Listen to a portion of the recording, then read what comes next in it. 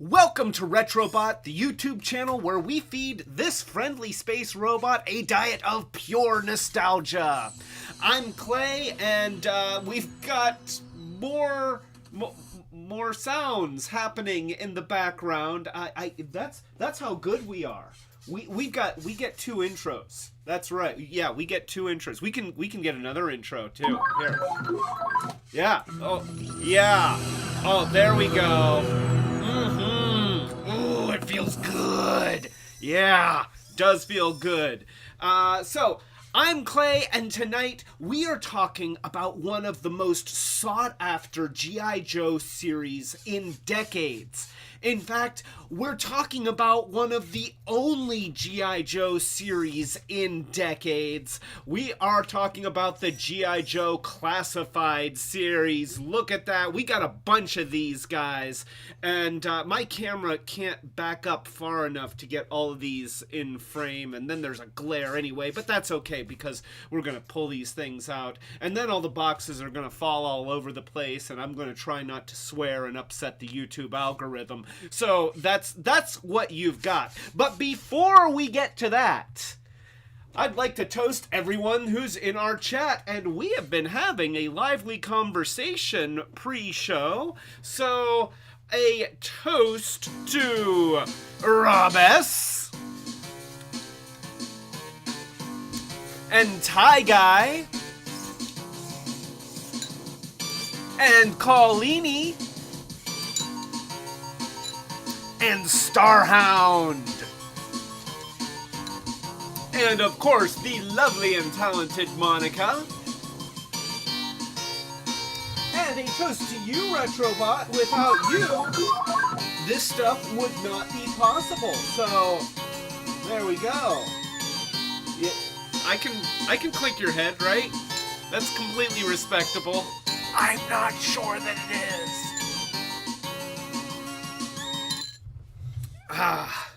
So, by the way, I am drinking a cold Slither, which is fruity and peppy. I think that there's like Red Bull in there somewhere. I'm not sure.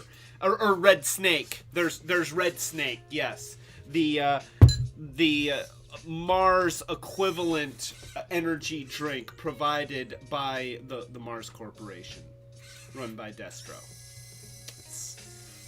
That's me reaching about as deep as I can go for my G.I. Joe inside knowledge. Oh, thank you, Retrobot. Yeah, Retrobot wanted me to point out the drinking word tonight is battle.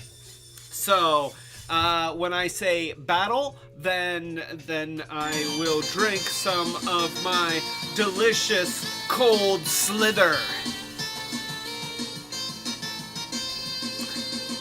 And of course, all of you can join in with your beverage of choice, and we'll play our little drinking game together. So, Rob S was asking if that's MIDI. No, that is the 16-bit version of the I guess that is MIDI then. The 16-bit version of the G.I. Joe animated movie theme, the opening theme, and it was provided to us. I had it open when I was starting, and then I closed it. It was provided. It's on. I've got the link in the description, and it's, I think, what, MX or something like that is the name of the YouTube channel, and they have all sorts of really cool retro sounding electronic music. MJ, JX. So the link's in the description with a thank you, and admittedly, we don't actually contact these people and ask for permission. We just sort of do it and hope they don't mind.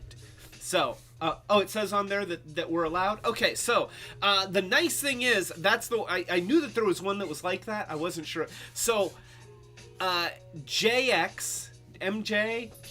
JX. Okay, JX, they have their stuff freely available. It says on their channel that you can use it, and they just ask for credits. And thank you very much, JX. If you guys ever happen to see one of these videos, thank you very much. A salute to JX Videos. So also, Michael and Asher are here. A big toast to Michael and Asher. Always good to see you, Michael. Always good to see you, Asher. I hope you guys are gonna enjoy tonight. We are talking about G.I.Joe Classified, and these are a line of 6-inch, highly detailed, fully posable figures that are all based off of the G.I. Joe, a Real American Hero characters. So we'll dive into that, but first, we're trying out a new segment. Let me know if you like it. We're calling this Show and Tell. And then imagine a bumper, you know, some kind of yay, and maybe school children, I don't know, kids picking their nose and then showing it to the class, I don't know. Show and Tell, thank you, yeah. And what I'm showing is there's a cat on my lap, and he is very, very interested in the dog that we are dog sitting this weekend. There is a little puppy named Simon that is running around, and hopefully we will get him on camera at some point tonight. And Dudley is just vanished. He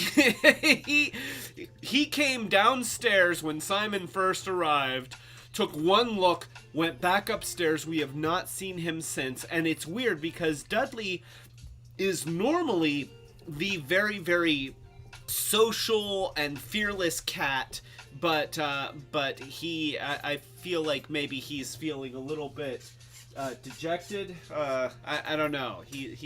I feel he's feeling threatened right now, but hopefully he should come down soon because he needs to eat.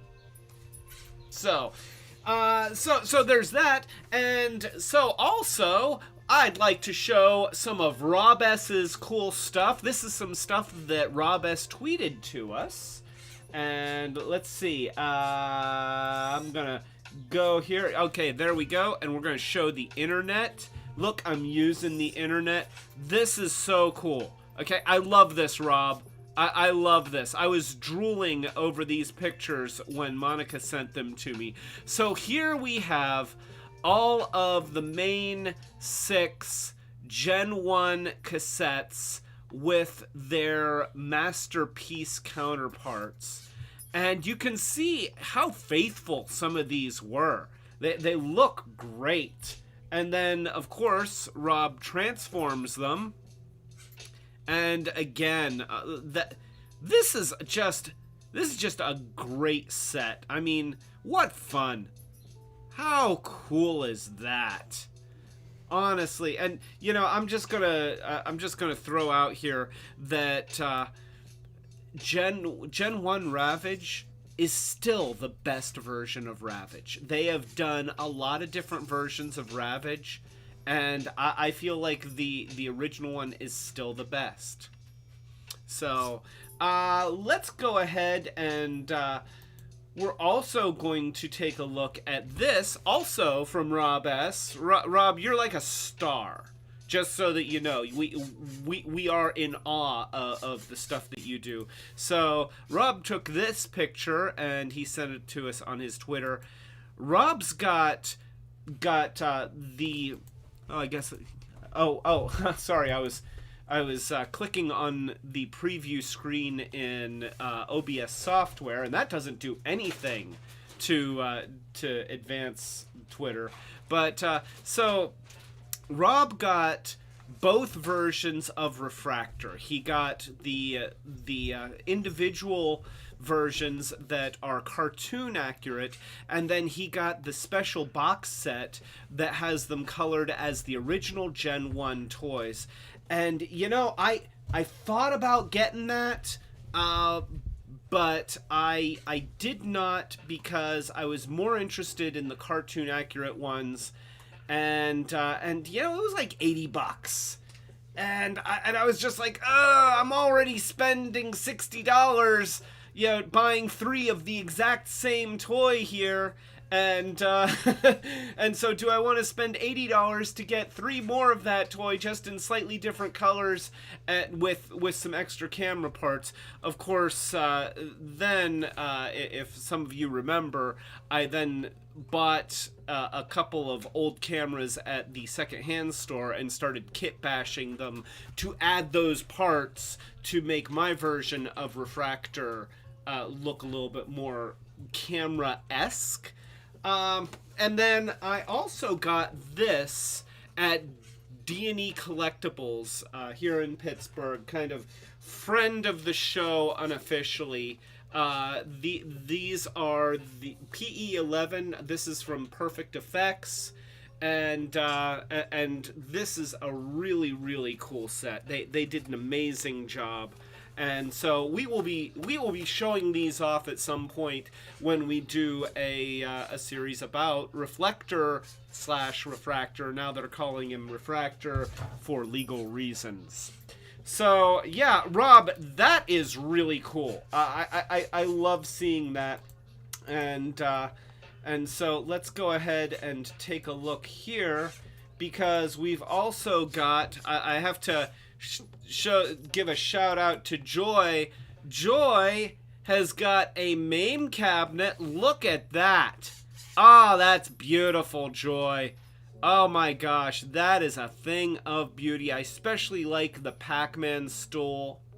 Very, very nice. Very nice. For most of you probably already know that I built a MAME cabinet of my own. I made it look sort of like a Pac-Man machine, although admittedly it doesn't look much like a Pac-Man machine, because a Pac-Man machine has 1 joystick and 2 start buttons, whereas mine has 2 joysticks, fighting controls, and then a second deck with a keyboard and a trackball.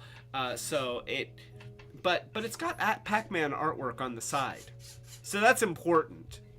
But last but not least, oh yes, we are showing this. Let me do the thing here, because Ty Guy, he's got wheelie. Ty Guy got his wheelie. Look at that. That is the wheelie. So there's a little bit of a story here. Should I tell the story? I'm going to tell the story. So this wheelie is actually the wheelie from the show. This is my wheelie. I went to D&E Collectibles. They had a Gen 1 wheelie there that was missing the canopy. And so I made a mold of the canopy for my wheelie, made a copy of it, cast it. The plastic, it just didn't have quite the right finish. So I hit it with some gray paint, but it was a little bit darker than the original, so I also painted the wheels to match, and that made it look a lot better.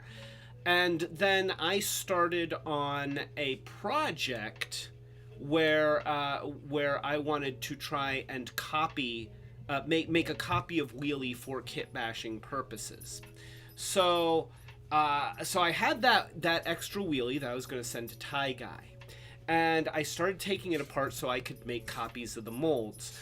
Well, I damaged a part in the process of taking it apart. And so rather than, and I did fix it, it's not a difficult part, but rather than send Ty Guy a wheelie that was broken and then repaired, I sent him my wheelie with the custom wheels and canopy. So it is now officially Ty Guy's wheelie. And so Ty Guy was very, very clever. Let's see. Oh, I'm once again. Let's see. How do you go? I guess I go here. Okay. And he says,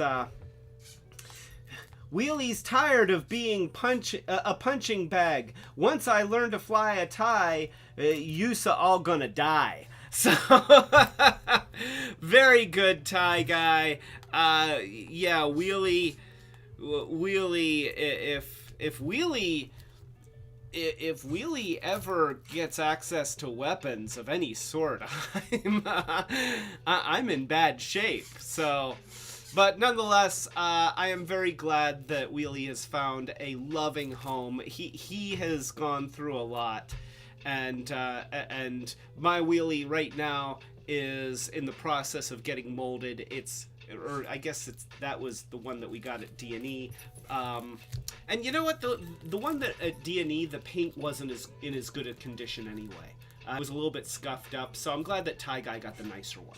So, yeah, we're doing that. Also, Codename Cujo is here, and the Machiavellic is here. So, a toast to Codename Cujo, and I don't think that we've ever seen Codename Cujo here. So, welcome to the show, Codename Cujo. I hope that you have a fun time here, and thank you for joining the chat. And of course, the Machiavellic, always glad to see you. A toast to Machiavellic.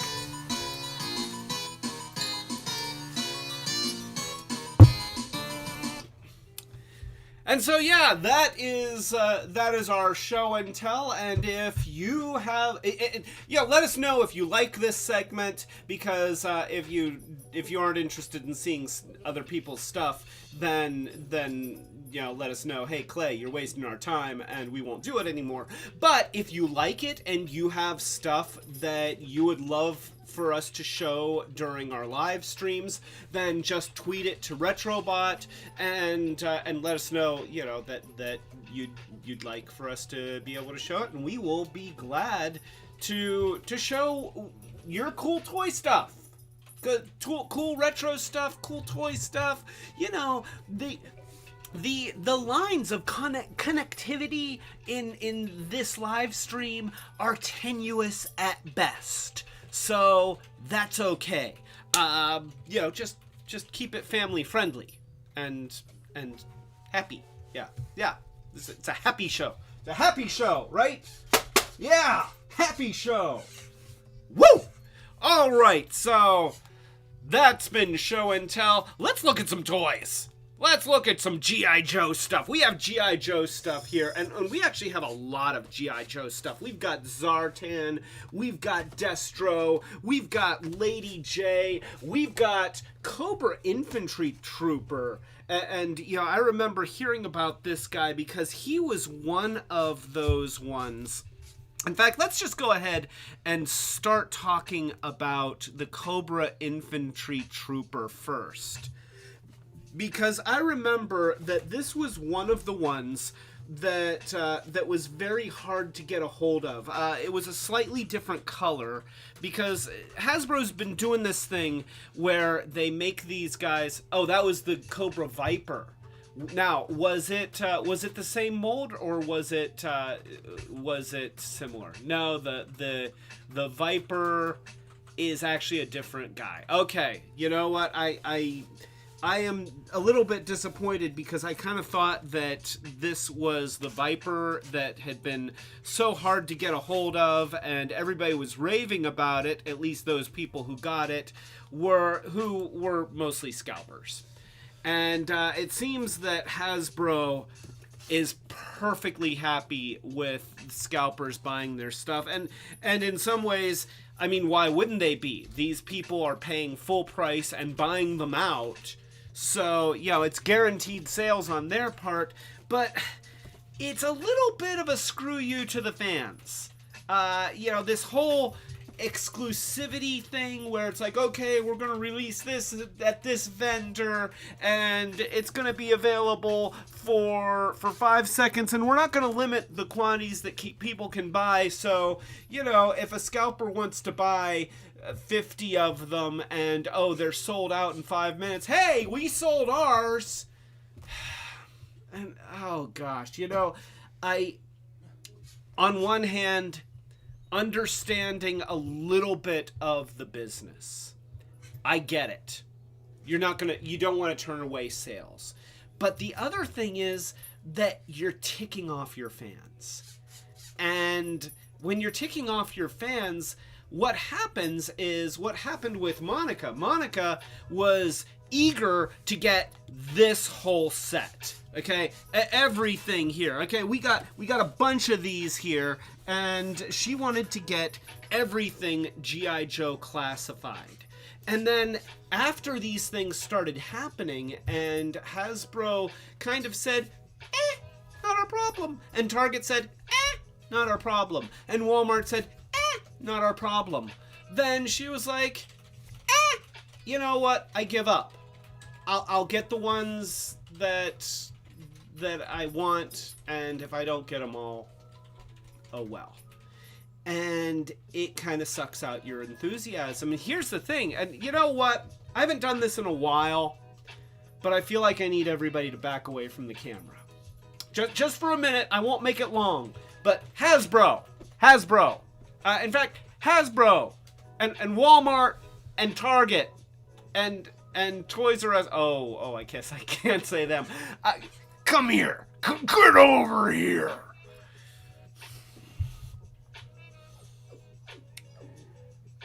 Your business is built on people like me and people like my loving wife obsessively wanting to complete our collections.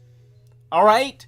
When we decide that we want to get everything in a line of your products, that's good for you.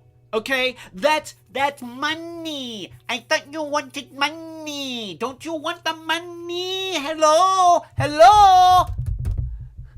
So, when you make it so that the only way that we can feed that obsessive need is to get it from a scalper, then a lot of us just say, you know what, screw it.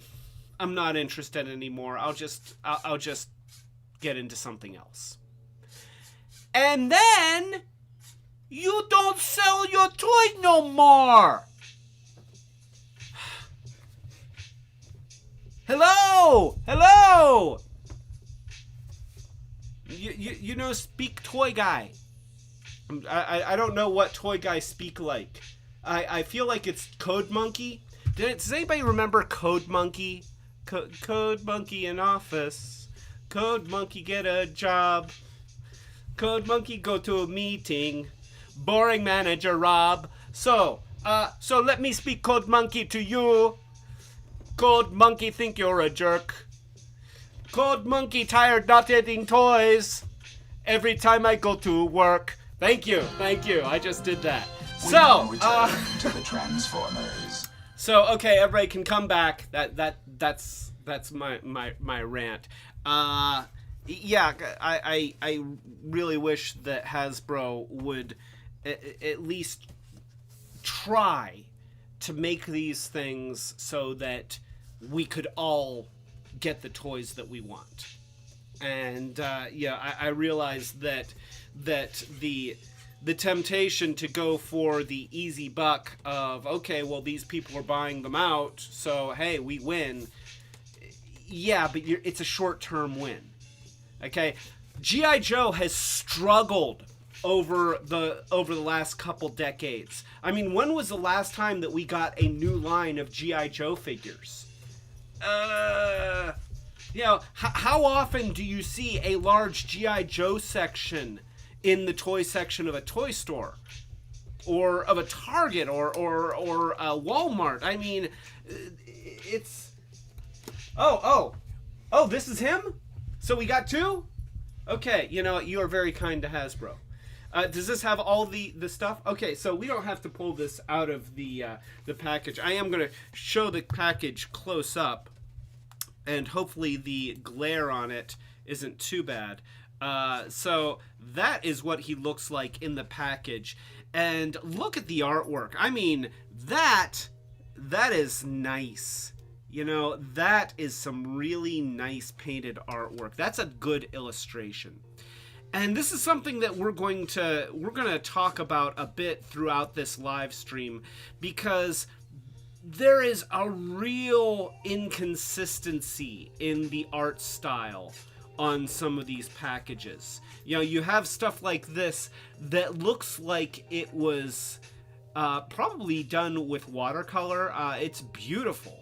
It really is. He looks fantastic. And then you can see some of the artwork on the side here. You know, again, this guy, he looks like he stepped out of... actually, he kind of looks like he stepped out of the new Mortal Kombat movie. I sort of expect him to have like a chain come out of his wrist and say, "Get over here!" I know, I already said that once tonight. I need a new thing. But, and of course, we have the illustration on the back, which is gorgeous. And you'll see this a lot because I think this illustration is on the backs of all of them. But nonetheless, really, really excellent packaging. These things look fantastic. Oh, Retrobot, did you want something?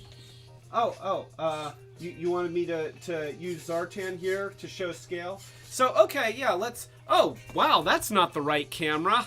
That's the intro video view. They couldn't see us. They couldn't see us at all. Why didn't you tell me that I had the wrong thing on there? I look to you to kind of keep up with this stuff. You got to keep me in check. No? All right, I'll take Zartan. Thank you. Thank you. Keep your eyes on the controls. You know, I need help here. I can't run this alone. He does not want to help. He wants to sit here and be fed nostalgia, and he doesn't want to keep his eyes on the screen. So, thank you.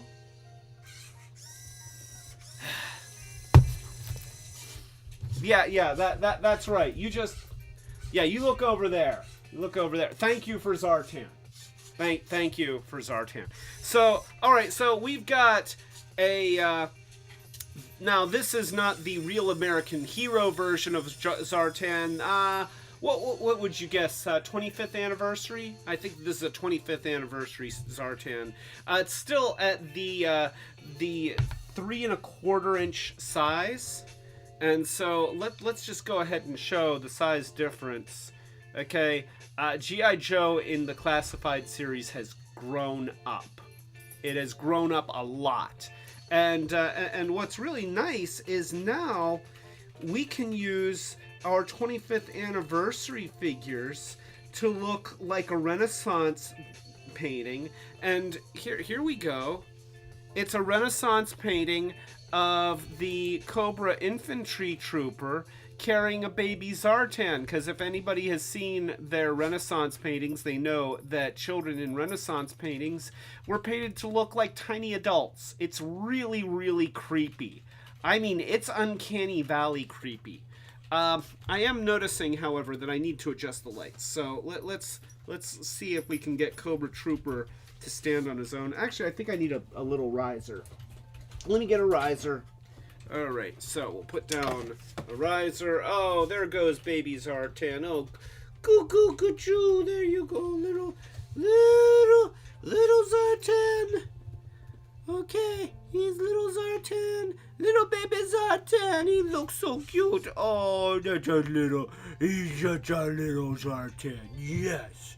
And you know what? I can do this. I can actually, I can adjust that. So I modified my camera mount yet again to give me some more versatility on this side camera. And there we go. And oh, doesn't that look good? Let's adjust the lights, and we'll bring some light down so that you can really appreciate Zartan. He's not turning blue, so the daylight bulbs must not be doing their job completely. But it looks like a little bit of hot spots on him, so we'll do that. There we go. All right, so there we go. Cobra Infantry Trooper looks great, and Zartan looks great too. But we're not really here for baby Zartan. So let's move baby Zartan out of the way, and we'll just look at the Cobra Infantry Trooper. And this guy, I mean, he is where it's at. Oh my gosh, he looks awesome.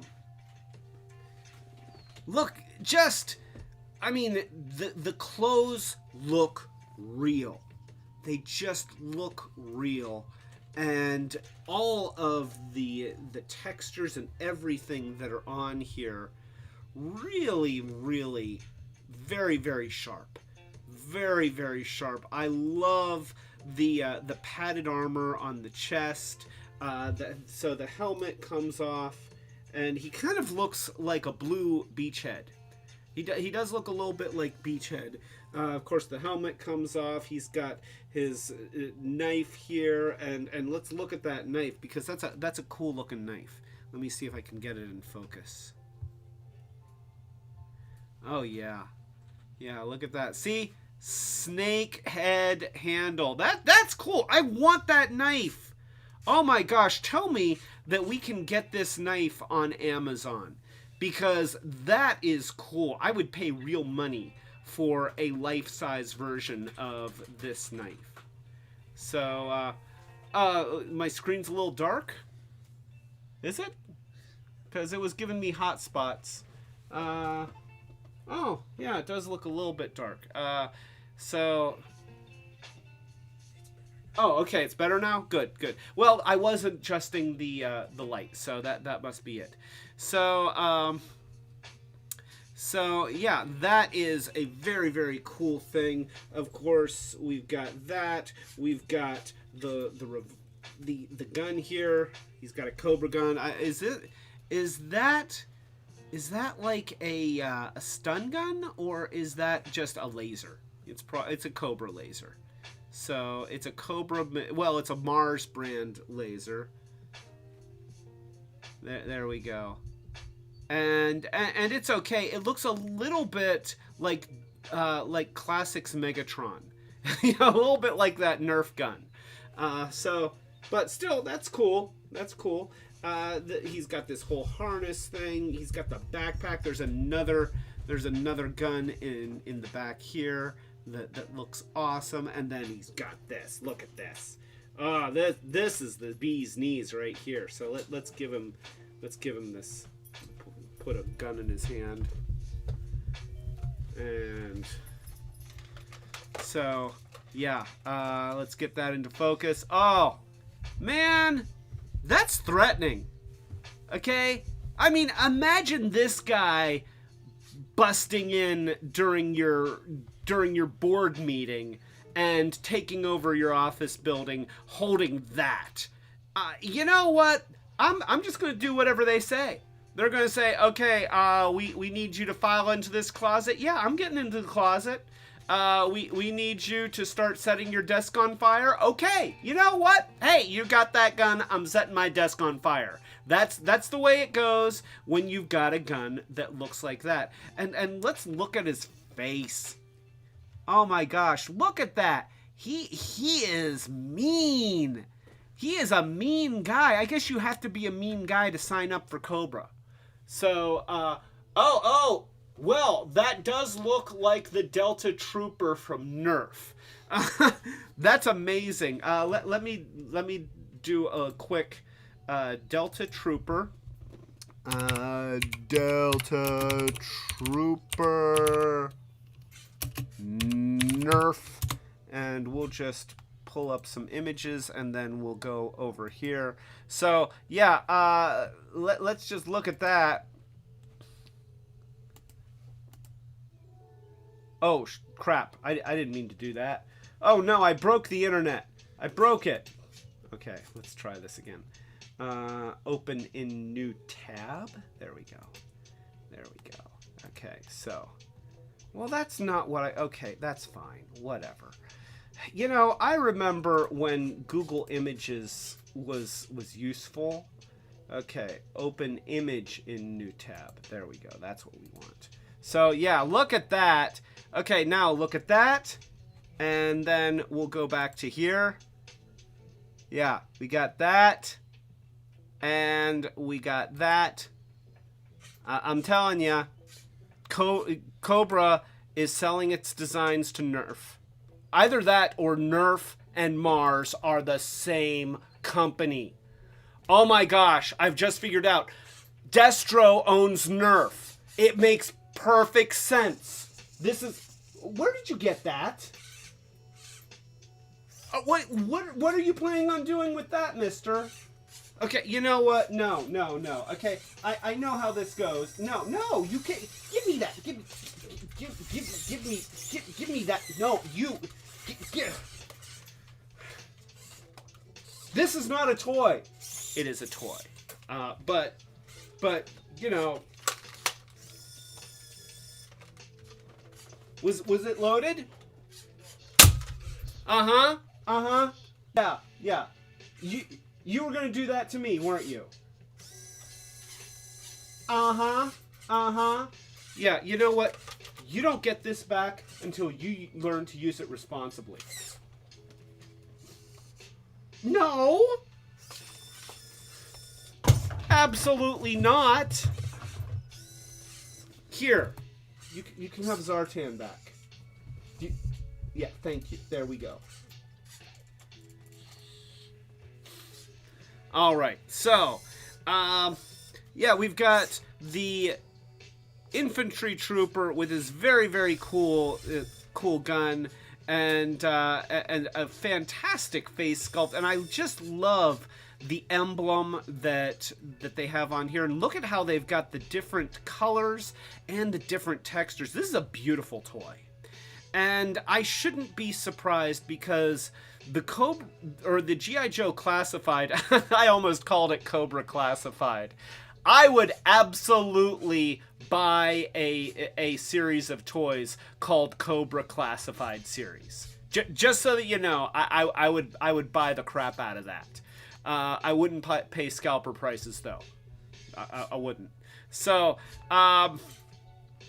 yeah, the color variations. Yeah, he's mostly a blue guy, but there's very subtle differences. He's got the kind of, I mean, that looks like Kevlar. You know, that woven fabric.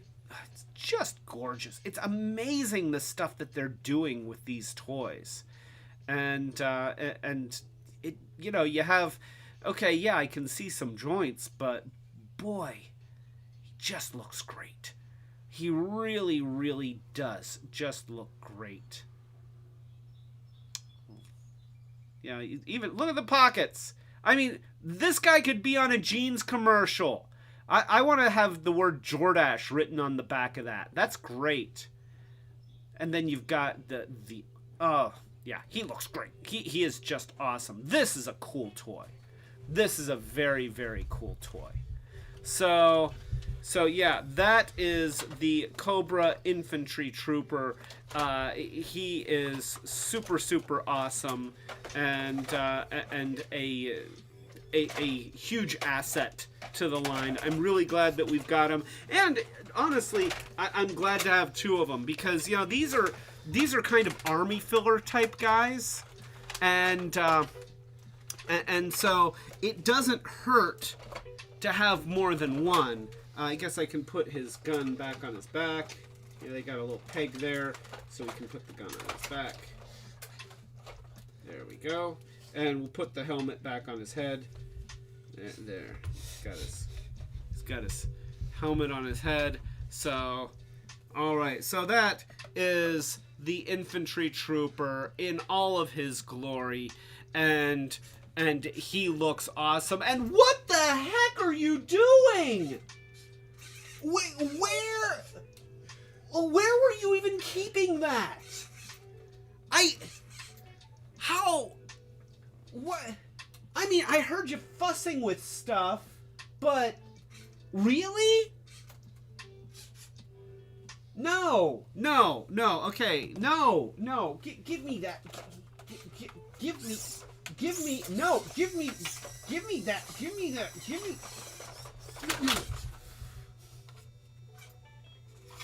I'm sorry. I'm sorry. I'm sorry. I'm sorry. You know, that wasn't nice, but you should not be playing with guns. Even toy guns. it sets a bad precedent. Just go with me on this, okay? But still, no, you can't have him back. You know what? I've got something for you. I have a present for you. I do. No, it's not this. Oh, whoops. We've got a pile of guns here. I don't know where they came from. Here you go. It's a little Cobra Commander. Huh? Huh? Yeah? Yeah. Okay, there you go. Yeah. I mean, come on. And he's a nice little Cobra Commander, too. So yeah. I'm sorry. I should have been gentle. I love you. Yeah. So all right, that is the Cobra Infantry Trooper, and he is super cool. Let's take a look at another one that we didn't look at during the Cobra Island live stream, which we did a while ago. I don't think that we did Duke. Did we? I don't remember. Because I want to pull out Duke. There is a reason I want to do Duke. So, first of all, everybody knows Duke. You know, Duke is kind of the, dare I say, he's your generic rah. I'm a lifer soldier. I love the military. I'm blonde and blue eyes and white and go America, go everything.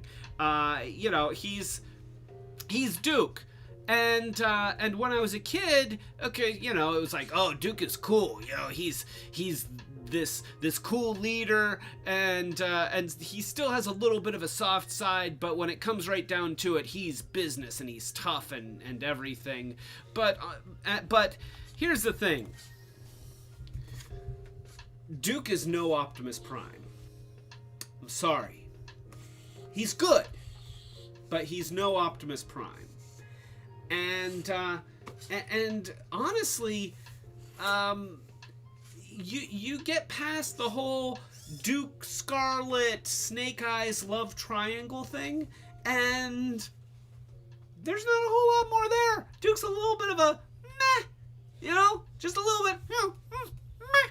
So you know, I mean, he's important. He's a big character. Everybody knows him. You know, we grew up with him, but still, he's just not the most interesting guy. And yes, so Starshound says they did try to kill him like Optimus Prime, which, you know, a toast to Starhound, because you are absolutely right. That happened. He was supposed to die in G.I. Joe the movie, and then... So, wait. See, Starhound knew, and knowing is half the... I was going to see if you're going to start playing the music again. You didn't. All right, so, oh, I guess I have to drink anyway. All right. So, but then after the unexpected backlash from the whole freaking world when they killed Optimus Prime, they're like, ooh, you know, maybe we don't kill Duke. Let's not do this again.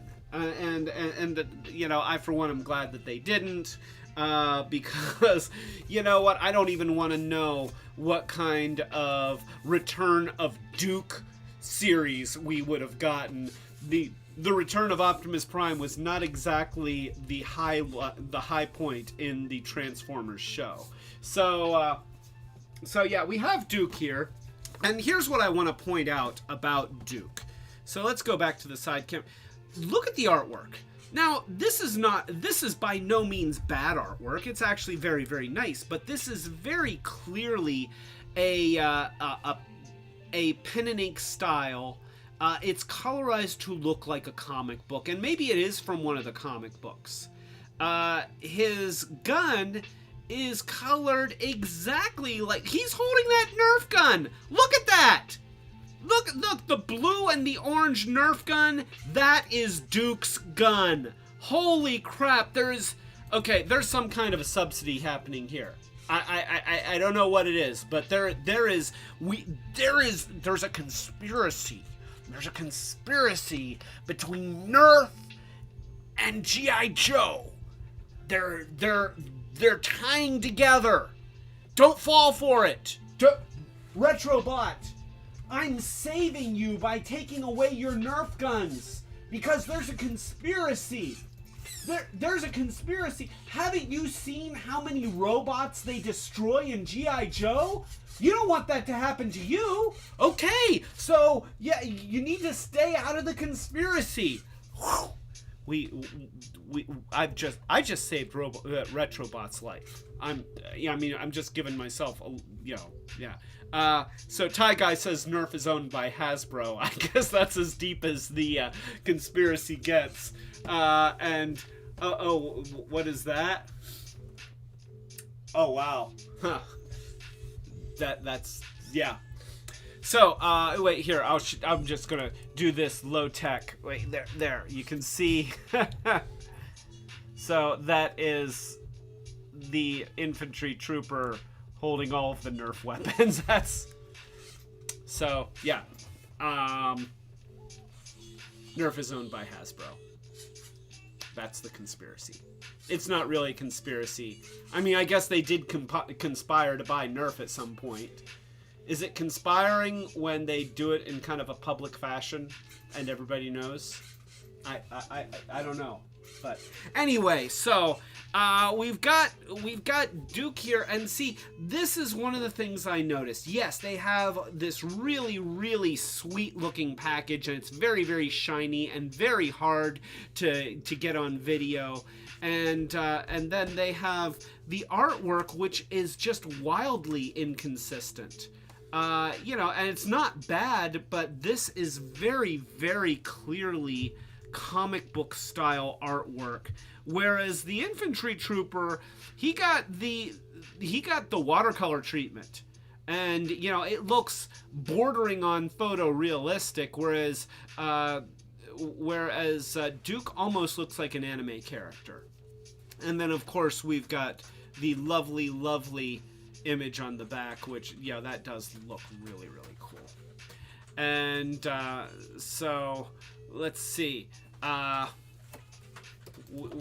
Rob S says, I've been sus of Mars supplying both sides ever since Cobra rolled out the stinger. Oh, suspicious. Okay. So yeah, you know what?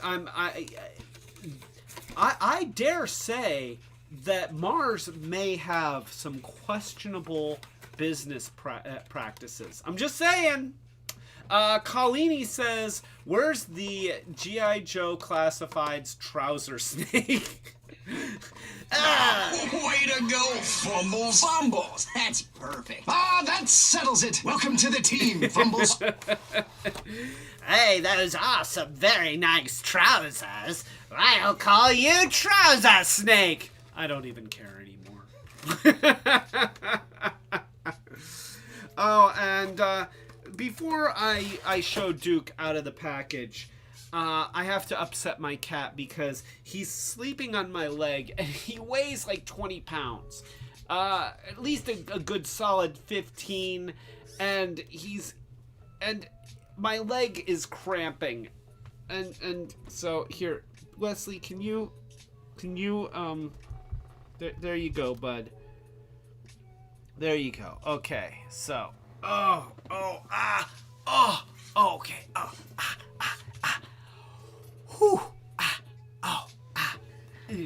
Okay. Sorry, Wesley. I love you. Buddy. Okay, so let's go ahead and pull Duke out of his plastic encasement. Here we have him, and he does look good. Of course he looks good. All these toys look good. Yeah, he looks very, very stern. I mean, Yeah. He looks like an actor. He looks... Oh, shoot. Who does he look like? Oh, gosh. I can't think of it now. I'm really bad at stuff like that. I'll think of it. But here, let's just pull him out. Oh, maybe. You can do it. There we go. There we go. There we go. Okay, so we've got Duke and R. Oh, sent me a message that says R. Oh, so yeah. I'm looking at that face and I'm thinking, boy, that looks like somebody. It looks like a movie. I'm trying to think of what movie it is. But looks a bit like Bruce Campbell. He does look a little bit like Bruce Campbell if Bruce Campbell had blonde hair, but that's not who I'm thinking of. I can't think of it. I'm going to keep going. So anyway, here we've got now. One thing I do notice with this figure is that that the jointing is more obvious on this one. Maybe that's because of the nature of the clothes. He's got the tight-fitting shirt because they didn't have a tighter shirt. He checked, and he's got all of these weapon packs. Like I love the bandolier with the pouches. That looks awesome. But I will say that that the color is a little bit brighter than I probably would have used. You look at the pants and they're a nice deep dark green, and that looks military. His pouches look a little bit plasticky, and I know I'm nitpicking. That's sort of what we do here. We look at these toys and we zoom in really close, and then we say, oh my gosh, look at the green on that. It's just a little bit of a bright green. I'm not sure if I'd use a green that's that bright. It's a little bit, I don't know, but he does have a nice buttocks there. So yes, let's just focus in on the buttocks. It's got a good buttocks. It's a textured buttocks. And he's got his cargo pants. They're military cargo pants. His military cargo pants look quite fabulous. And actually, you know what? All kidding aside, his military cargo pants really do look fabulous. I mean, I just love what they've done with the textures here. It looks amazing. And see, this is the kind of stuff, when you get to the darker colors, then it hides a lot of sins. And I think that's why the upper body loses a little bit of its appeal, because these lighter colors don't do anything to disguise like the shoulder joint here, or the bicep swivel, or the elbow joint, or the very large abdomen hinge that's here. They stand out much more against this light tan than like the swivel joint here in his leg that you barely even see with this dark textured green. Or you've got this hinge that I can see it, but it doesn't pop out the way that the same hinge in the arm does. So, and that's kind of unavoidable. There's really not a whole lot that they can do to change that, and we still get an amazing looking toy. So yeah, I feel like this guy, the actor, was in some movie where he was on a plane that was getting hijacked or something, and then he was going to be the hero. I don't know, but still not getting the. Ty Guy says that he looks a bit like Dolph Lundgren. I could see, he definitely has a bit of young Dolph Lundgren, which is funny because, Dolph Lundgren was the Russian guy in Rocky. Okay? He was not the American guy, he was the Russian guy. So, that kind of makes me not trust Duke a little bit. But, he was also He-Man, though. I guess because we don't see Duke with his shirt off, but it is a tight shirt. They didn't have a tighter shirt. He checked. So I'm going to keep using that joke until it makes me laugh. I love the boots. The boots look great. The shin guards and the knee guards really look awesome. And then of course we've got there's weapons. So let's stand Duke right here, and then we'll get him in focus. Maybe here. Let's do that, and then there we go. There. And blap. There he is. Blap means that I've got him in focus, mostly.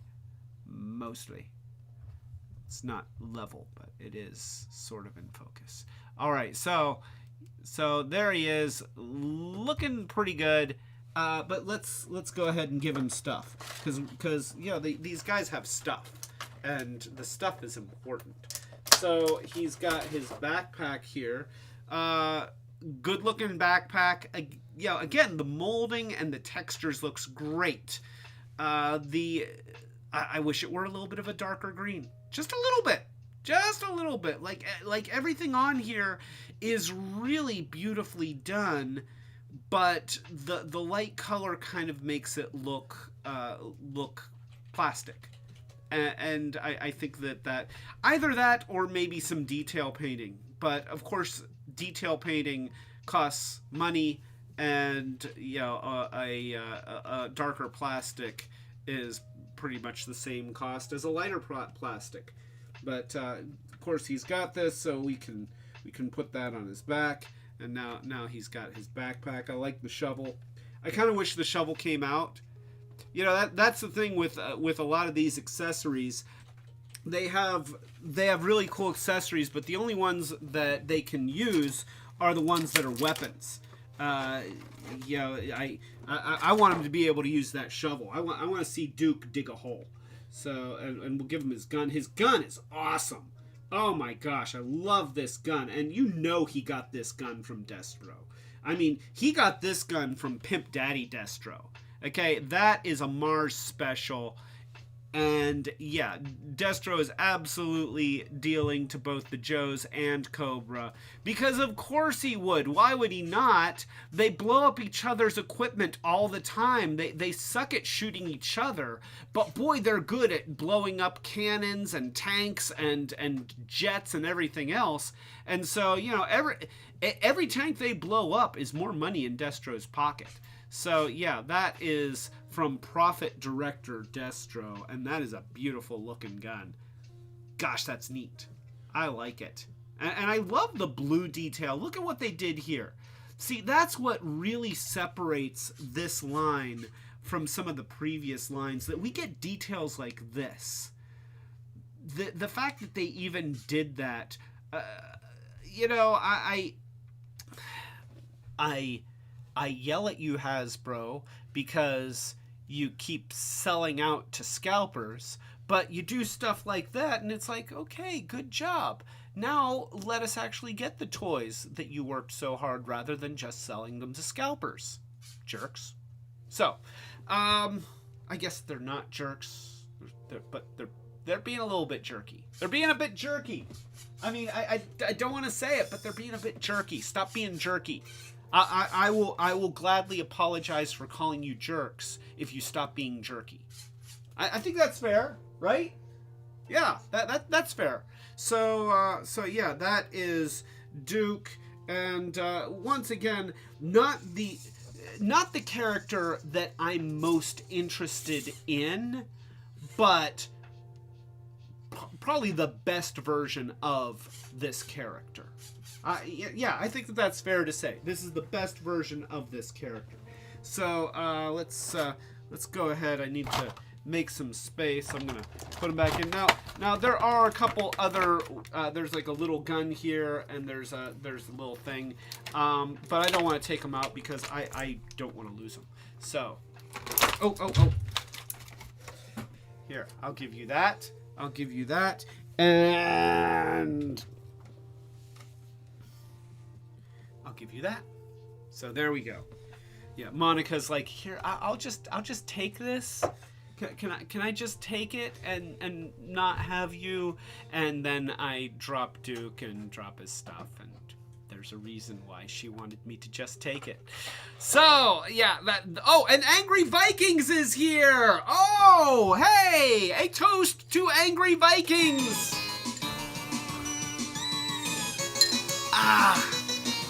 Oh, and Wesley wants back on my lap. Hey, no.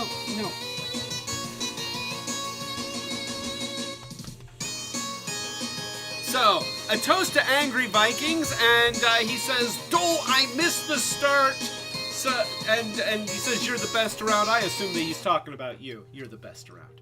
So, but we are very glad to see that you're here, Angry Vikings. Always a pleasure to have you. And I pissed off my cat. I'm sorry, cat. Here, do you want your Cobra Soldier? Yeah, here. You can have Cobra Guy.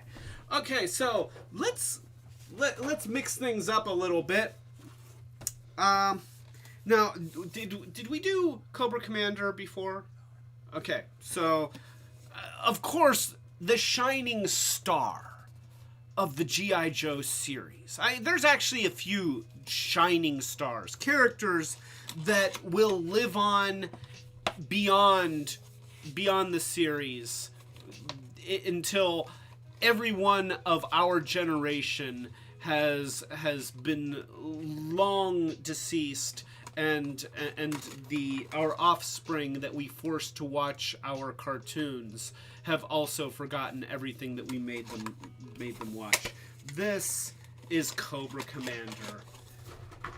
And Cobra Commander, I mean, G.I. Joe as we knew it when we were kids is really, it's the story of Cobra Commander. It's all about Cobra Commander. And once again, we get kind of comic book style artwork, which isn't bad artwork. So, you know, I'm not trying to say that it's bad, but you look at that next to, like, look at Gung Ho. Okay? I mean, that could be hanging in a museum, whereas this is just not to the same caliber, and it just seems a little bit out of place. It's, as comic book artwork, it looks great. It really does. You know, this is a fantastic illustration, but that's in a whole different category. And when you have packaging like this that has been done to this level, and you've got these things that are really made to be collector's items. You know, I'm going to try and show these in such a way that we don't have too much glare on the screen. But when you have these things that are collector's items, and they are done to this level, then having such a different style, it does stand out, and I think that it kind of hurts the series just a little bit.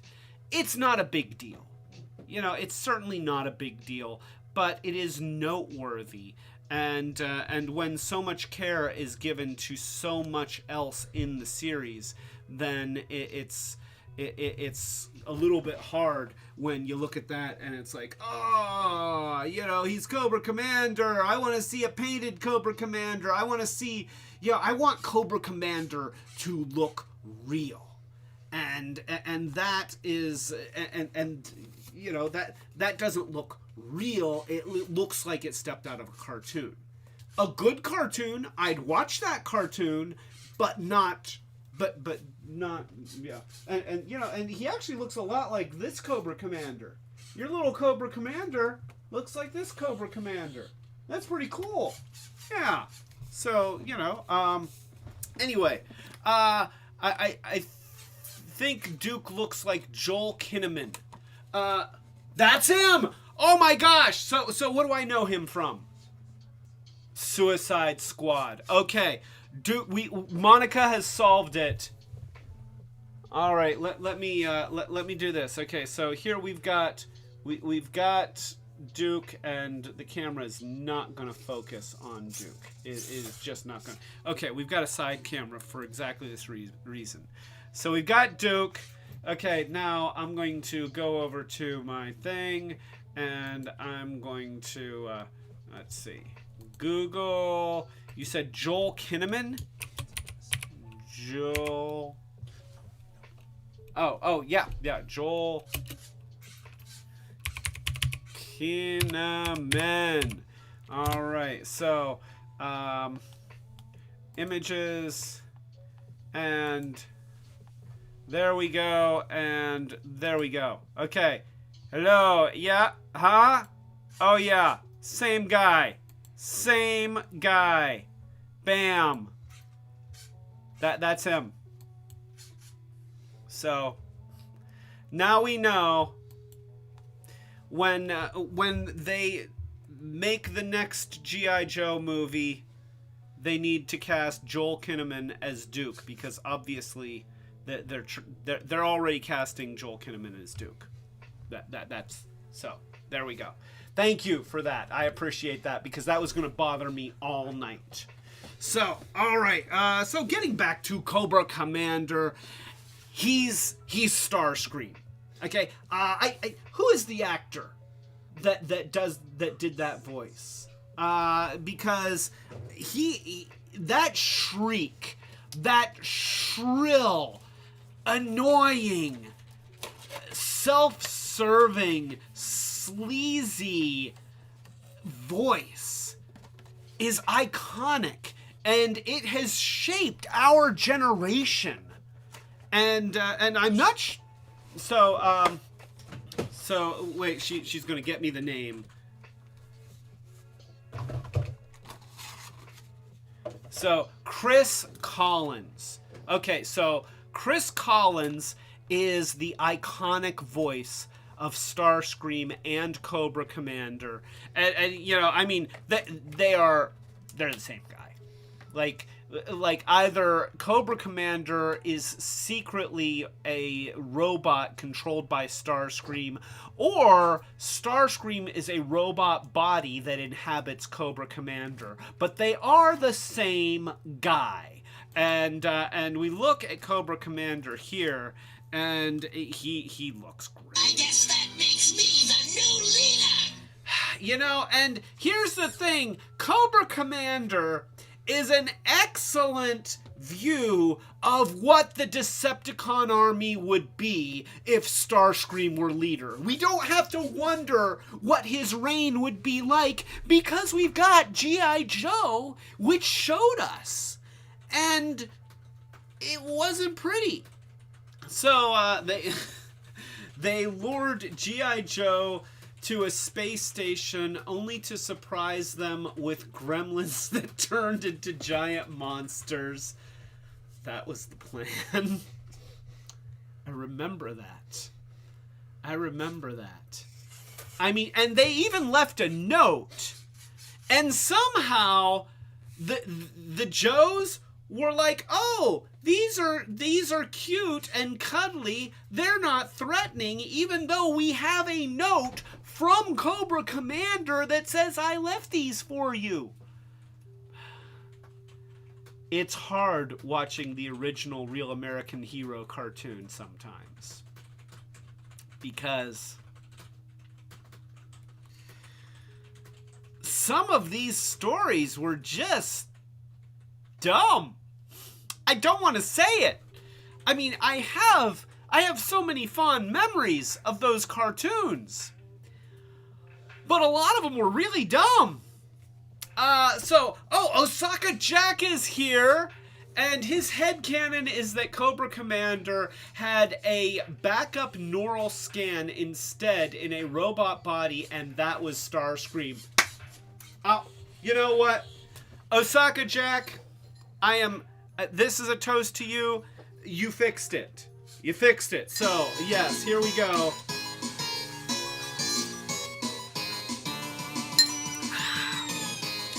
I'm almost finished with my delicious cold slither, so I'm just gonna. There we go.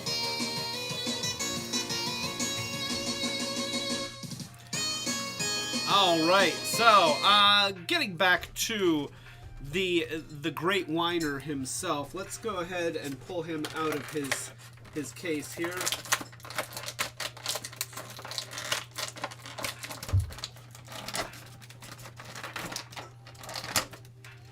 And I'm going to go ahead and pull the sword out because the sword is cool. And then you got the gun. I'm going to leave the extra fists. Yeah, they have some hands here. I'm going to leave those in. And set that stuff aside. I'm setting it aside. And then we can... Here, we're going to get... So I want to show the gun. Because this gun, in particular, is just amazing. Let me get that in focus. Look at that. Tell me you wouldn't order that immediately if it were available on Amazon. Oh yeah. That is just a thing of beauty. I mean, look at the snake along the barrel, and it looks like it's an antique. It's like a flintlock thing. It's amazing. I love this. Once again, all of these little accessories are things that I would buy. Like this sword. Okay, let's look at this sword. You're gonna love the sword. So here, you look at the sword. Of course, we've got a Cobra hilt, and that is fantastic. And then the sword itself is also really, really beautiful. I mean, gosh. And tell me that you can't imagine seeing this sword at one of those displays in the mall around the holidays. You know, one of those kiosks where they have all the swords and everything, and you buy the swords and it costs all your money, and then it's like, okay, now I don't have money for food. So you take the swords into the grocery store and you're like, okay, I'm gonna trade you the swords for the food.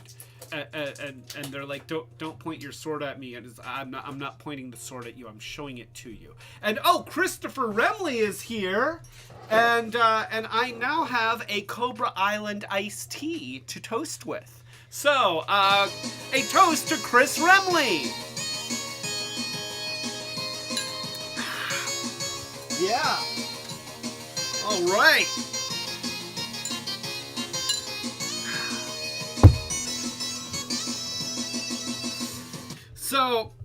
So yeah, I want this sword. I want this flintlock pistol. I want these to be life size so that I can own them, and I'll pay too much. Just letting you know, I'll pay too much for them. I'm a sucker. And if you don't provide them, then I'll end up having to make them for my wife as a Christmas present, and it'll take me a long time, and then it'll stop working a couple months after Christmas, and I'll feel real bad because I haven't fixed it yet. I've had a lot of things going on, so but yeah, let's go ahead and put the gun in Cobra Commander's hand. So we'll just put that right in there. Okay, we got that. Yeah, okay. And then we'll also give him his... Did I put those in the wrong hands? I don't know. Wait, here. You know, here's what we'll do. He'll just hold this like this. I don't think that I have the right hand for this, but he can do that. And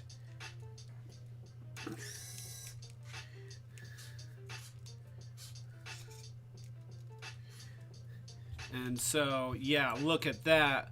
He can be like, "Pathetic fool! There is no escape!" Oh gosh, that impression hurts my ears. But he looks amazing. I mean, that is Cobra Commander at his finest.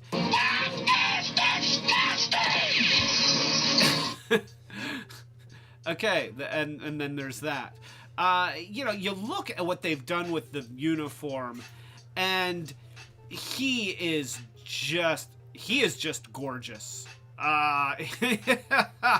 He just, you know, I love what they've done with the gold buttons and the silver trim and the gold chain and then the black thing going around his chest. I guess that's for his cape and his belt. You know, he's got this regal jacket thing, and once again, notice how he's jointed the same as Duke was. He's got all the same joints, but notice how the darker colors really make a lot of those joints far more forgiving. And then he's got all these layers. You know, that's the other thing. He's got this cloak that's draped over his shoulder, and it looks great. And you can see that it's got the red on the inside, and he's got the red stripe on his pants. I mean, he is styling. Oh gosh, you know, you can say a lot of things about Cobra Commander, but you know, the guy really does have style. And I love these textures. Man, this is a gorgeous figure. And Osaka Jack says his helmet even looks like a snake. And yeah, wait here, let me go around here. So yeah, you look at the helmet, and it looks like a snake with its mouth open, and that's really cool. And Angry Vikings says we need an old snake variant of the figure. Oh, you are so right. I would pay stupid money for an old snake version done as a G.I.Joe Classifies. Okay, everybody, this won't take long. Hasbro. Okay, I'll tell you what. I'll forgive you for your past crappy deeds in selling everything to scalpers if you make an old snake variant of this figure. Okay, trench coat, you can keep the mask the way that it is. You know, maybe put in some synthoid stuff or something. But yes, we need an old snake variant of Cobra Commander. And also notice that the sword goes in the scabbard. You know, he can do that. And so, gosh, this is a cool figure.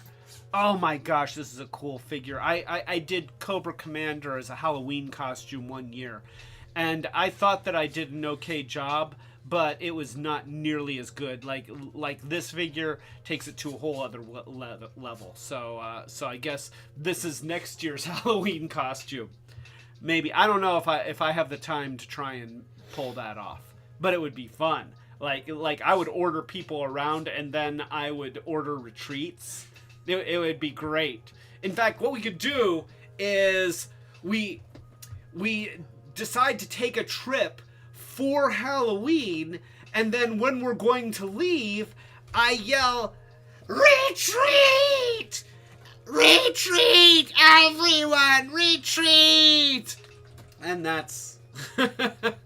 Oh yeah, I can't do that voice all night. So, yeah. And I love Retrobot. May I just show this for comparison? Yeah, you all right with it? Okay, good.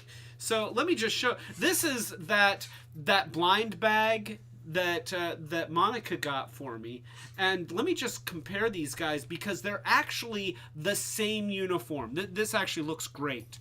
So here we hold them up next to each other. Notice it's the same uniform. So you get, if you want this uniform, but you don't want to pay for the 6-inch version, look for the blind bag and you get this uniform. And see, notice they've even got the serpent sword. Look, that's the same sword. It's the exact same sword. So wow, that is the same guy. that's pretty cool. I didn't even realize you were getting a classified figure all your own.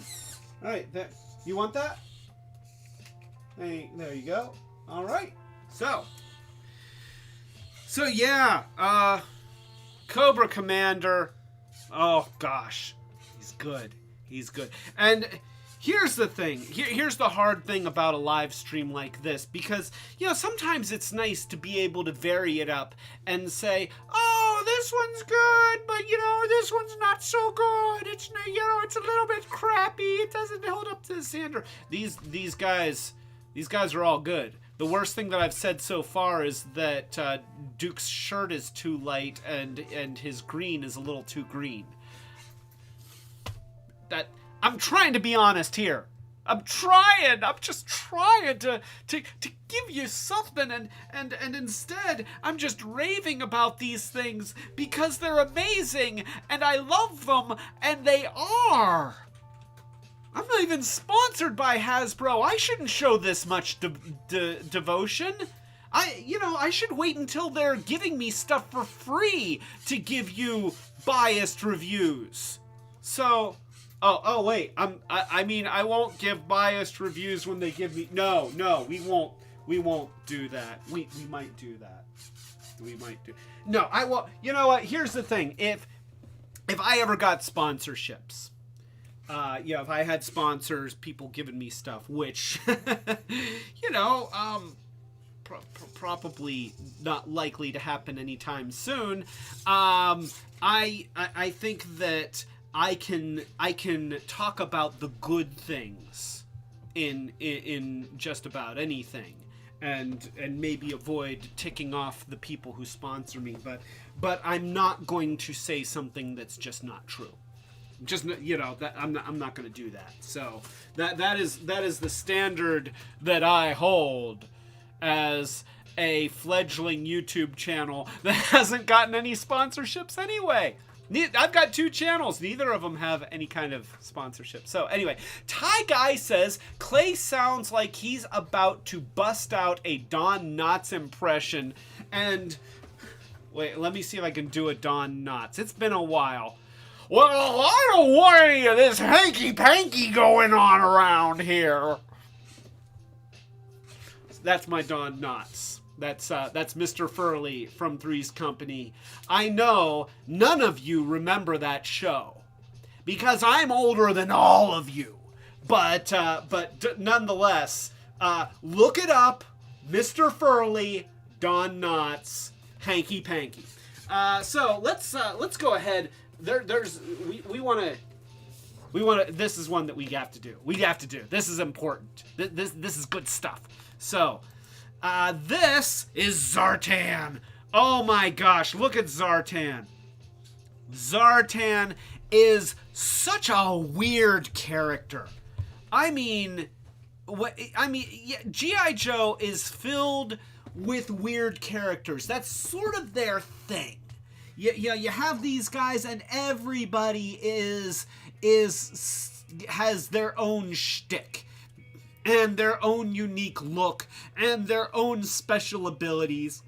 But you get to Zartan, and I kind of feel like when they were coming up with the character of Zartan, they were gremlins toing it. It was like, okay, we need ideas for a new guy. What do you got? And it's like, let's give him Alice Cooper makeup. Bam! That's gonna be in the that's gonna be on the figure. Maybe he's a master of disguise. Bam! That is on the figure. Ooh, let's give him a very manly half shirt. Bam! That is on the figure, and then that's what we got. We got Zartan. Never has anyone rocked a half shirt the way that Zartan does, and then once again, he's another one that gets the comic book treatment. But notice that this style of artwork is different. It is not quite as anime as Duke or Cobra Commander. Still very, very comics friendly, but yeah, definitely a different artist entirely. And then you look at that, and is it just me? I realize he's got this mask, but and that's a mask. Okay, I'm just gonna say I know that's a mask. It's not a Guy Fawkes mask, even though it sort of looks like a Guy Fawkes mask. But honestly, and tell me if I'm wrong here, does this or does this not say, I just peeled the face off of Dr. Mindbender? Totally. He shouldn't have a gun here. He should be holding an apple peeler. It's like, oh, look, Dr. Mindbender just lost his head, or at least his face. And, then squelchy noises, and then he'd be like, oh, I'm Dr. Mindbender. I talk like this, and I have an ambiguous foreign accent because I'm a Cobra villain. And instead of a half shirt, I have no shirt at all, but I do have a cape. So that's and that would be Zartan's version of Dr. Mindbender. Yeah, we're going really, really deep. I had to battle that one a lot. I'm thirsty after doing that voice, so.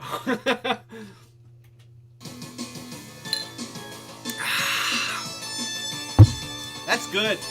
That's good. I hope it has caffeine. Oh, yes.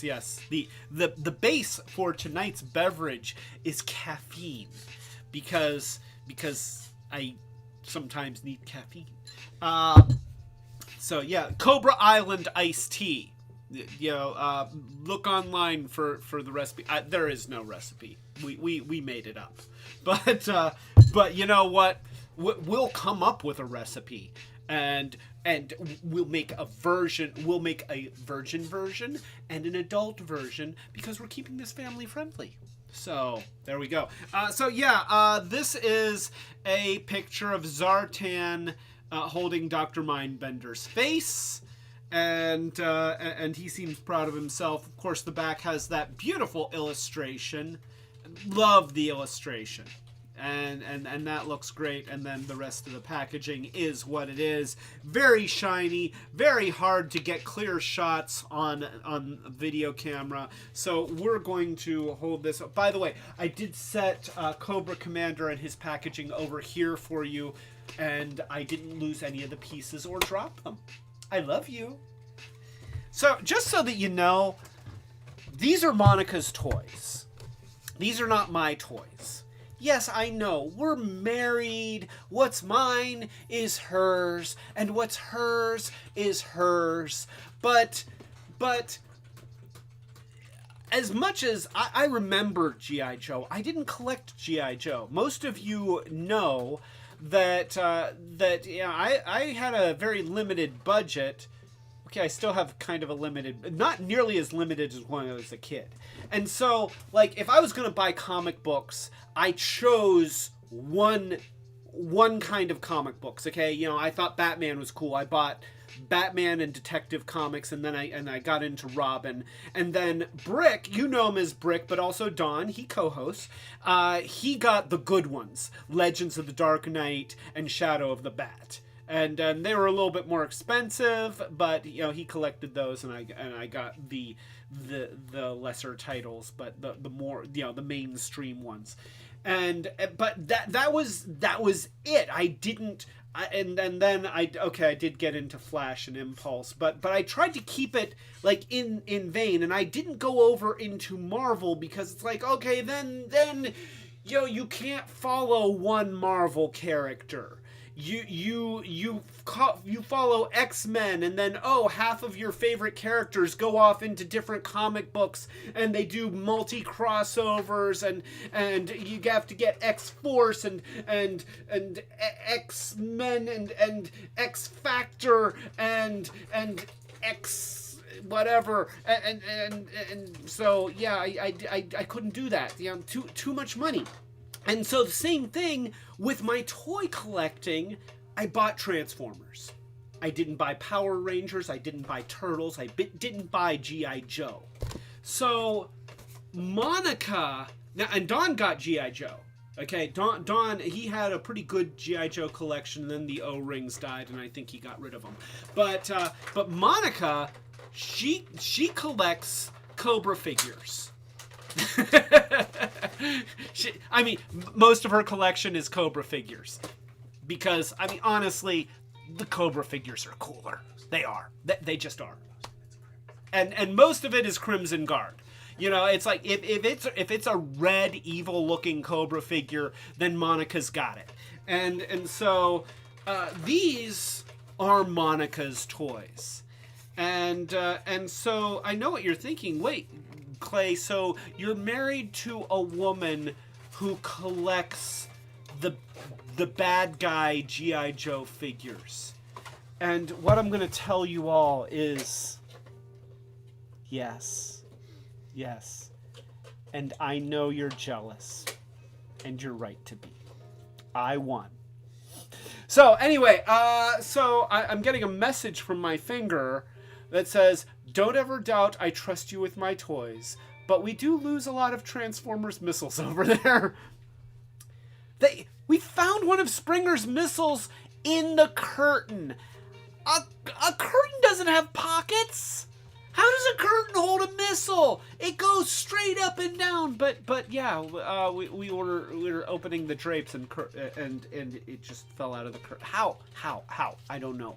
Anyway, so we've got Zartan here, and Zartan, he's Alice Cooper.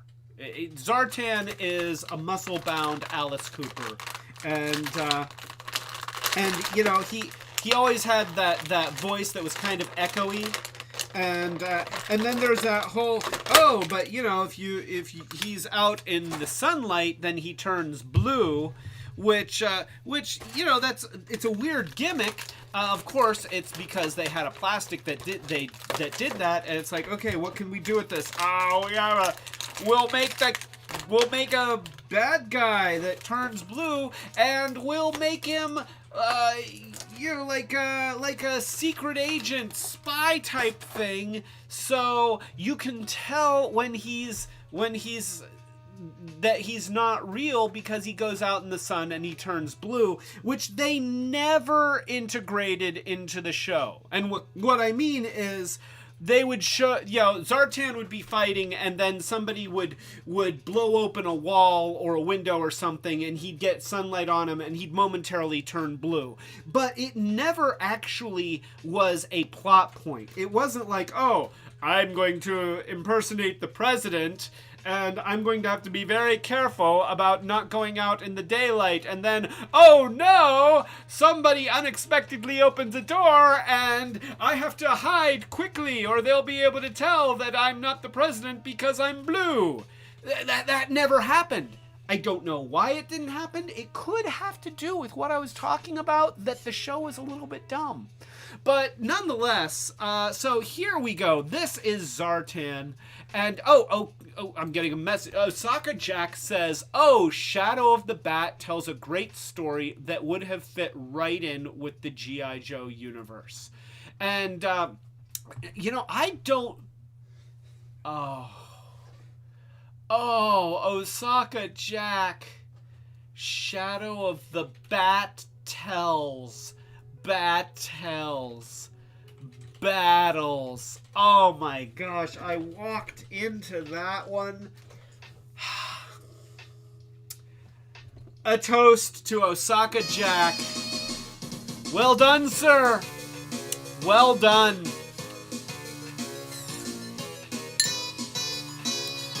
How did I not see that? How did I not see that coming? Did you want some of this? No? Okay. So there we go. Oh, Shadow of the Bat tells. That's, gosh. Yeah. Very good, Osaka Jack. And I just want to say that I really appreciate that you guys come up with stuff like that. You are so much cleverer than I am. You make these live streams worth having. So thank you very much. So here we go. I don't think that this figure actually turns blue. This doesn't turn blue, does it? Okay, so they didn't carry that over. They would have been cool if they did, but nonetheless, here is Zartan, and now tell me that I realize that he's already got the Alice Cooper makeup, but honestly, look at that face. Just look at that face. Tell me that isn't Alice Cooper. I mean, that's even old Alice Cooper. It's not even young Alice Cooper. That is modern Alice Cooper, who's probably like 90 now. Like he's in a retirement home, but he's still got the eye makeup, and he looks like this. And so here's the crazy thing. So Monica has sent me a picture, so let's go ahead and see if we can get the picture. I've got to do my messenger tab. I'm doing computer stuff. Just so that you know, there is a lot of computer stuff that happens during these live streams. I mean, just a lot of computer stuff. So there we go. I click the little thing, and then it says, "Oh, okay. Can I show this? Okay. Let me. Let's see. Open in new tab. There we go. All right. This is a treat for everyone. And actually, wait. I'm gonna save this. We'll do her next. Okay.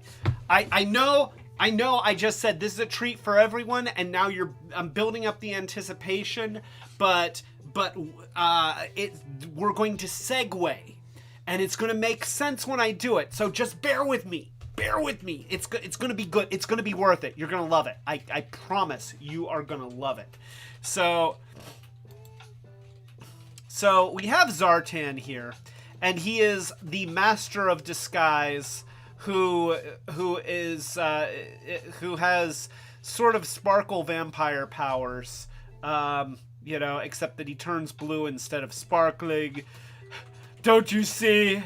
I'm beautiful, and it makes me a monster. Look at my belly. It is beautiful. I have the most beautiful belly, and it sparkles in the sunlight. Don't you see I'm a monster? So, that is Zartan. I've never really understood, like, he's sort of an Australian guy. He's also got kind of a he's kind of a Mad Max villain.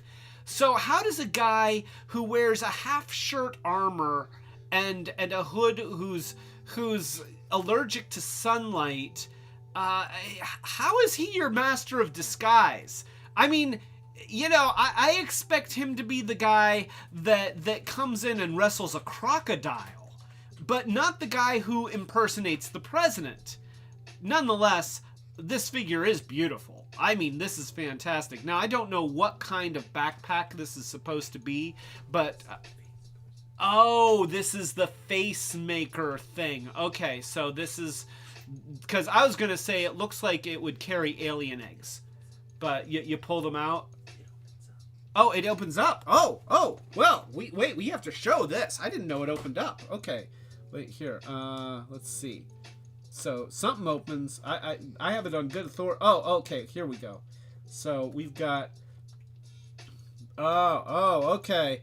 So this is his, and see, then we've got the extra face thing that goes on here, and so that's cool. Now here's, I feel like there's a missed opportunity. Maybe there's an upgrade kit, but. It's great that we get Dr. Mindbender's face. That's awesome. I don't think it's supposed to be Dr. Mindbender, but I'm calling it Dr. Mindbender. But why do we not have Duke's face and Flint's face and and Shipwreck. I mean, like why is it 40 years later and none of our Zartan figures come with the faces of other Joes? And so Monica says that's actually the face and backpack the original toy came with. And and I think it's cool that they did that. And let's go ahead and put the fake face on him, because I mean it comes with a fake face. We want to show the fake face. So I'm gonna just put that right on there. Oh, his head comes off. So you know what? I've never really thought about what Zartan's head looked like. I didn't realize he was bald. I thought that he had like hair, like long hair, but he's bald. I didn't know that. So yeah, here is Bald Tan, and that's he. Right now he is pretending to be Mr. Strickland from Back to the Future. So yeah, it's good disguise too. I can't tell the difference. And then we put on extra face, and that actually looks really good. I mean, it's a little bit oversized, but not much. It's actually pretty cool. And then of course we can put the hood on, and oh yeah, that's actually badass. That's really cool.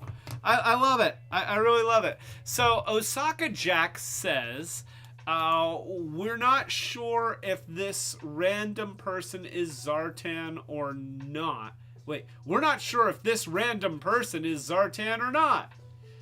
Do they have amazing abs showing at all times? Yup, it's him. Oh, that is so true. That is so true.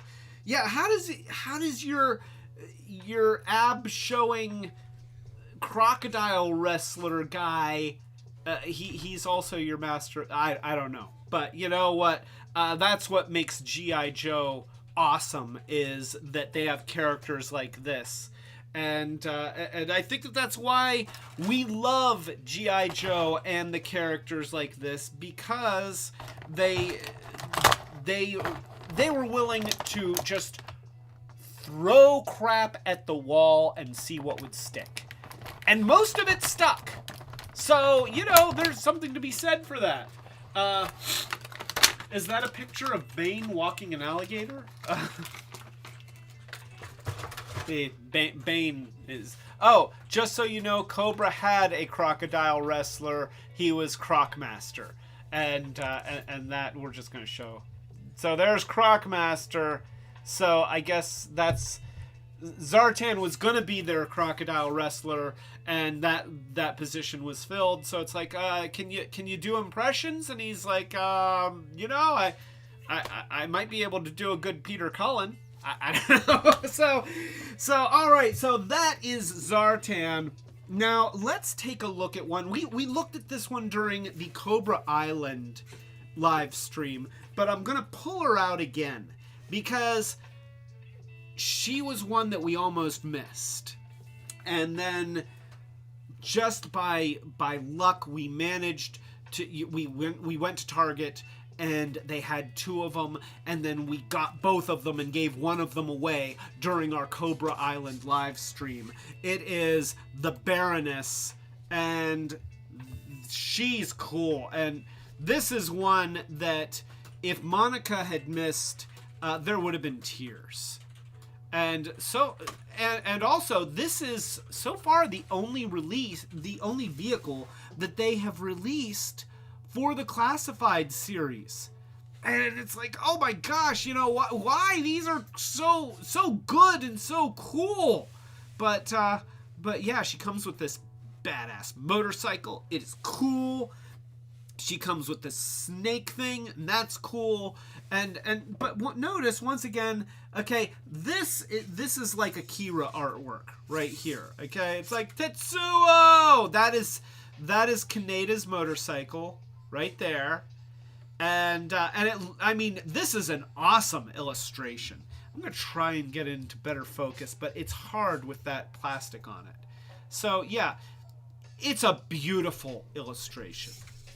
Very, very anime. Absolutely very anime, but it looks great. I love the lens flares. I love the dynamic foreshortening. It's really, really nice. And then we've got this side panel, which I'm going to try and show. Let's see if I can fit it here. So, wait here. I'm not trying to just focus on her boobs. So there, that's the illustration. And just gorgeous. This is fantastic artwork. Absolutely fantastic. But once again, completely different than the artwork that we got for Cobra Commander, completely different than the artwork that we get for Lady Jaye, completely different than the artwork that we get for Destro.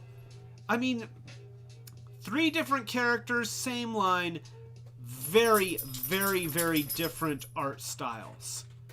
And I mean, it looks great. All 3 of these are masterful pieces, and I just have to throw out a kudos to the graphic designers that did this work, because these are all excellent. They're beautiful. But why are they so different? And so Monica says that the Baroness looks like an 80s Patrick Nagel painting.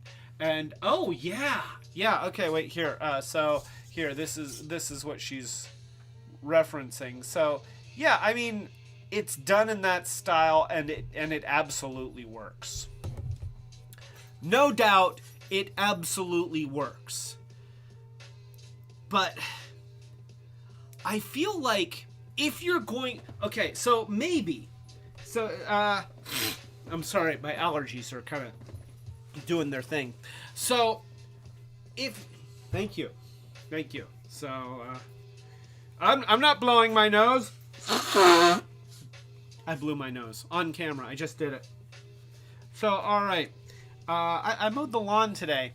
And I'm sure that I'm going to be paying for that for the rest of the evening. So maybe it's a case of, all right, we've got a whole line of stuff. We need images for these packages, and there's a tight deadline. We can't commission just one artist because it's going to take too long. I can see that. But maybe if there was some kind of cohesive reason where maybe these kinds of characters get this kind of artwork, these kinds, I don't know, some kind of consistency, but the fact that it's all over the place, you know, this looks like it was taken right from a comic book. This looks like it was done as a cell from an anime thing.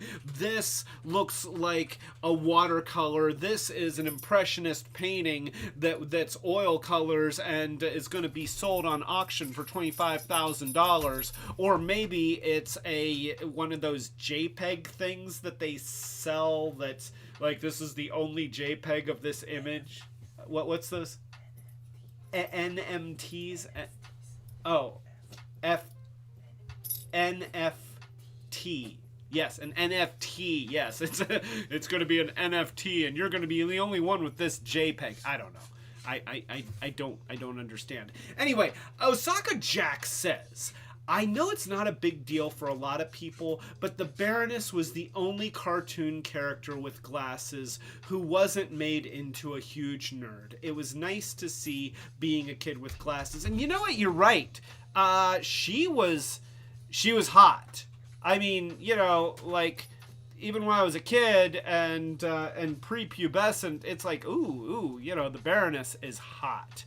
And so I feel like nerd guys like me, they all wanted to date the Baroness.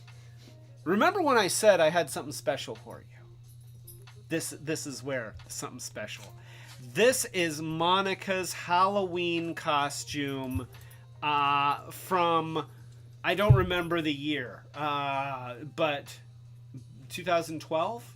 So, yeah, maybe 2012. Monica was the Baroness.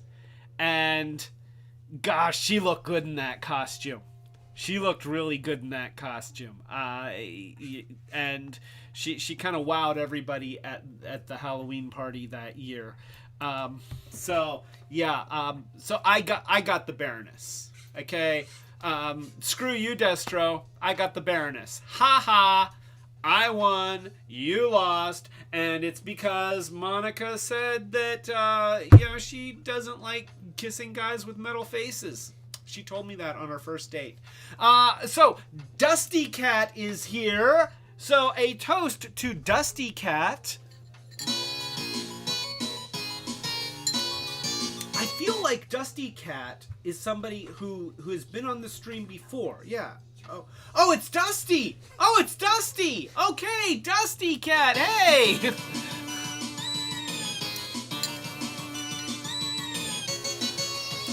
I'm sorry, I had you confused with William Cat.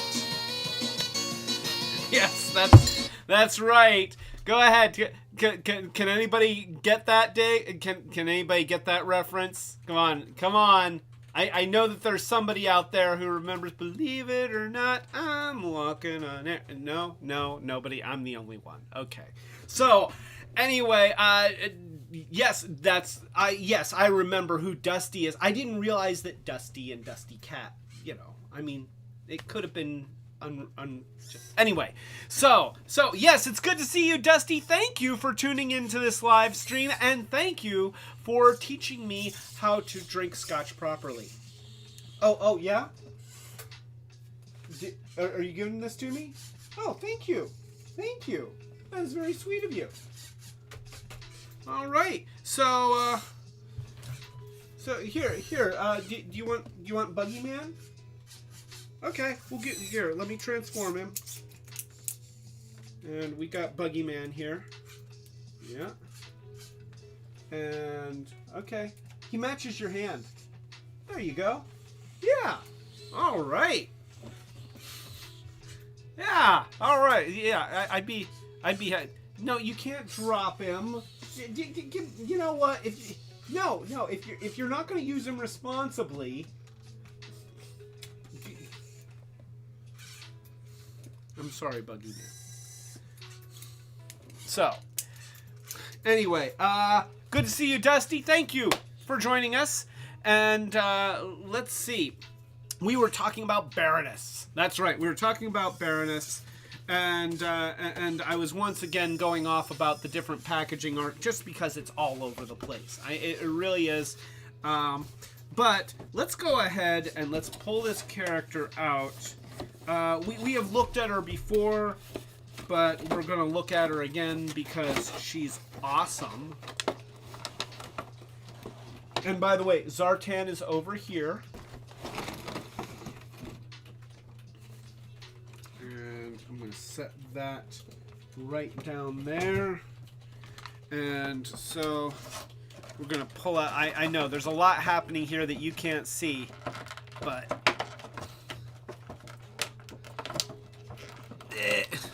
Oh gosh, there's so much here, and I have to be careful.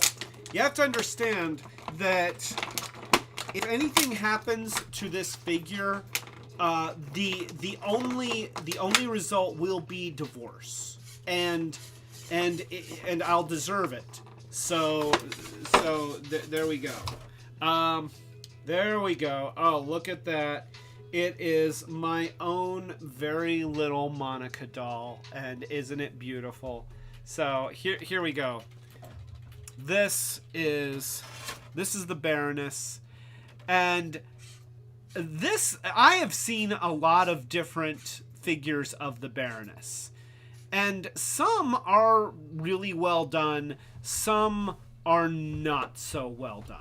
I'm afraid there's some really ugly versions of the Baroness out there. Are we gonna? Here we go. So yeah, that. It's probably better that I keep it out of focus. Look at that. Okay, that is. That's actually so. This one is me dressed as the Baroness. That is exactly what I would look like dressed as the Baroness. And then you have this one, and this is, she's just beautiful. I mean, that is a beautiful sculpt. And so this is not so good. This is that's we're gonna let that go. Here, she can just occupy the spot that Wheelie normally takes. But, and Joy is here. So, joy to the world. Joy is here.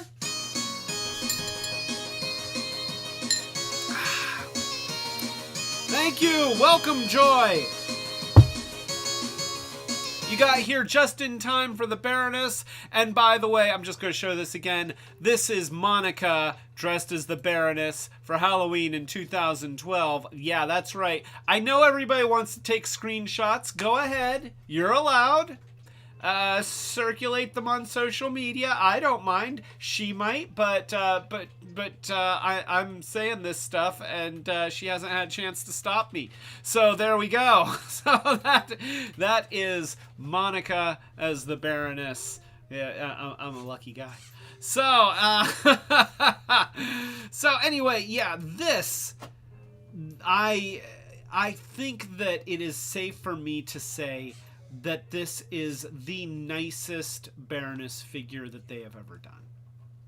The hair is beautifully sculpted.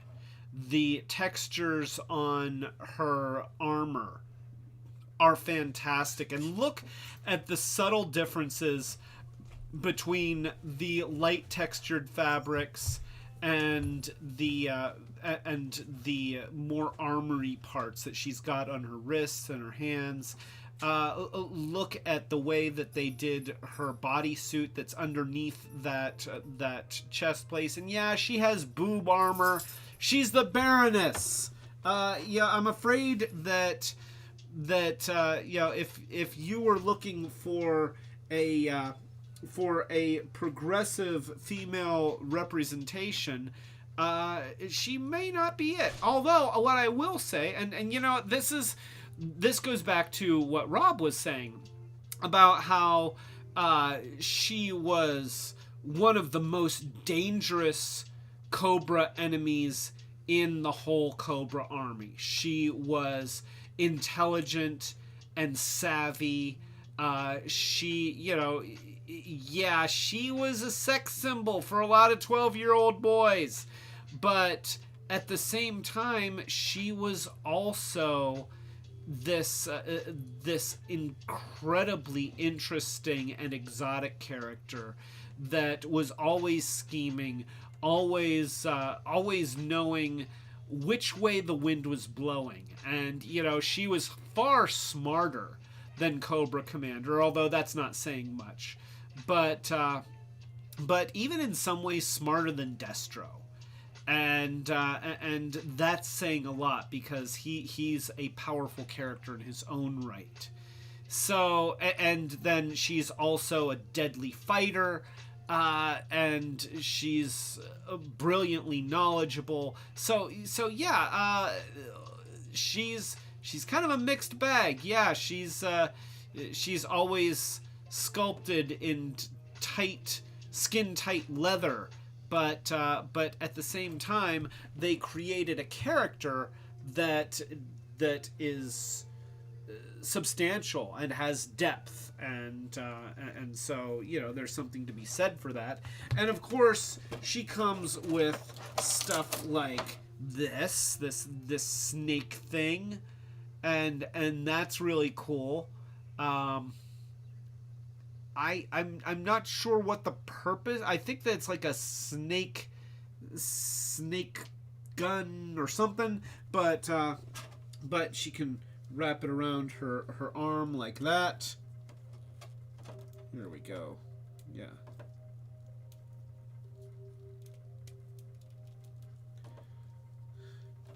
And so, she could have this thing, and it could be like, hidden in her backpack or something, then you think that you've got her, and mechanical snake comes and bites your face off, or maybe shoots a laser out of its mouth. I don't actually know what the snake does, but it's really, really cool looking.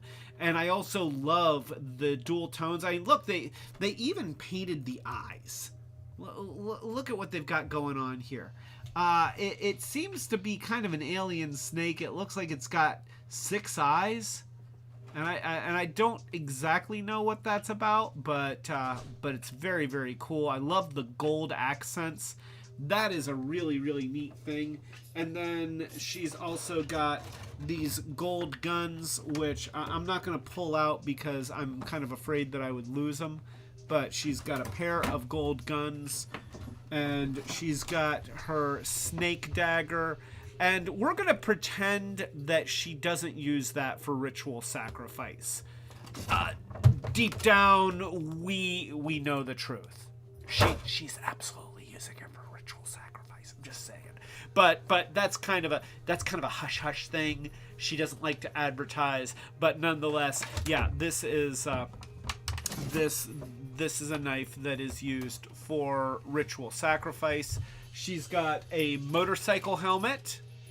And that can be worn, which is cool.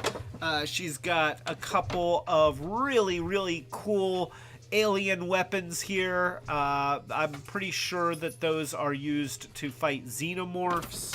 And then, of course, you've got the motorcycle. And I am going to pull the motorcycle out because the motorcycle is really awesome. So here we have the only vehicle in the G.I.Joe classified line. And it is pretty cool. It is big. And it is really detailed. Look at the way that the steering works on this thing. Of course, we can put the Baroness on here. Alright, here, Baroness. You need to ride the motorcycle. Okay, this is happening. This is happening. You're going to get on this motorcycle and you're going to ride it. So we're going to put your hand around the thing and see her fingers on the brake. And even though we all know that the Baroness never uses the brakes, she just drives at full speed all the time. And we're going to do that. And there we go. And that is cool. I mean, let's face it, that is just freaking cool. She looks great. This motorcycle looks great. And I'm kind of amazed that we didn't get repaints of this motorcycle used for other figures, or maybe as a separate add-on, maybe even a G.I. Joe version, or for one of the Joes or something like that. So yeah, that is Baroness. She is a shining star in a series of toys that are all shining stars. So yeah, that's really cool. I have Zartan in his box over here.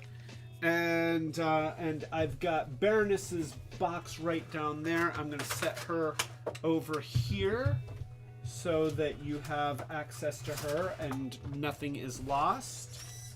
And I am going to set this. Can I just give that to you? There we go. All right, and so let's go into let's segue. Because we have just looked at Cobra's leading lady. Is it fair to say that? Yeah, Baroness is Cobra's leading lady. Yeah. So let's look at G.I. Joe's. I'm going to say that obviously Scarlett was the original Girl Joe. And she was represented in kind of a tan bathing suit with leggings. It was the 80s, so but it seems like Scarlett's role in the show kind of got diminished. And okay, Simon, so if I could show you on the camera, I would, but the camera can't see it. Simon is now in his little bed doing little circles and like grabbing the bed with his mouth and, you know, and stuff. So, and oh, he's got his head on the thing. I'll show you what it looks like. It looks like this. So that's my impression of Simon. You can't see. Anyway, so Scarlett kind of took a back seat after the early episodes, and in for the Joes, the leading lady really became more about this one. It's Lady Jaye, and I feel like Lady Jaye had the advantage of getting to wear pants.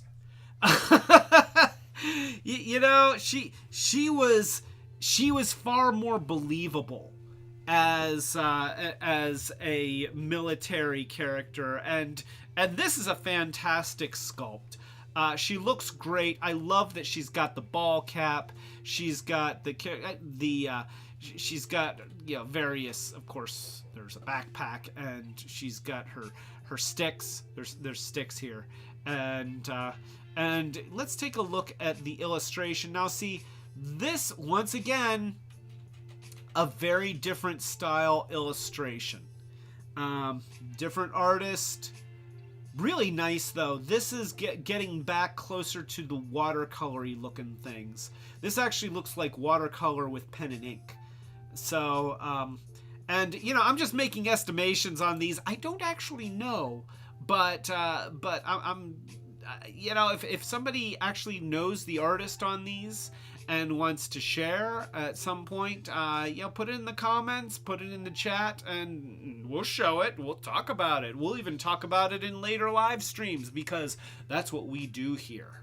We educate each other about really important things, like the artwork on G.I.Joe packaging. That's important. So, oh yeah, you know what? So, who's that actress? So, Tig Notaro. Okay, wait here. I'm just gonna pull this up. So I'm doing the internet thing. Here we go. Tig Notaro. And oh, it looks like my caps lock is on, but there we go. And images. And so here we go. And internet. Bam. That is absolutely Lady Jaye. And you know what? I'm just going to say, yes, she's a little bit older, but honestly, if you're doing a G.I. Joe movie, hey, Paramount, Hasbro, whoever, if you're doing a G.I. Joe movie, here you go. Here's Lady Jaye, and she's awesome.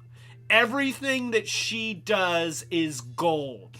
So, yeah, she's on Star Trek Discovery, and she's amazing. She's, wait, what is that, which movie is that? That's, Army of the Dead. She has a part in Army of the Dead. She is absolutely dressed as Lady Jaye.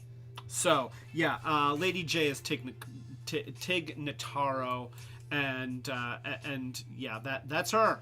That is absolutely her. Look, bam, bam, bam, bam. So, yeah, we all see it.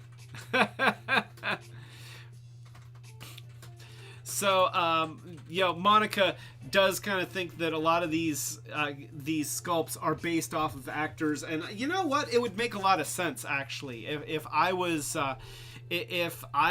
one of the artists modeling these characters, and I had an idea of who I saw this character as, I would absolutely choose that actor. And so I think that that's what's going on here.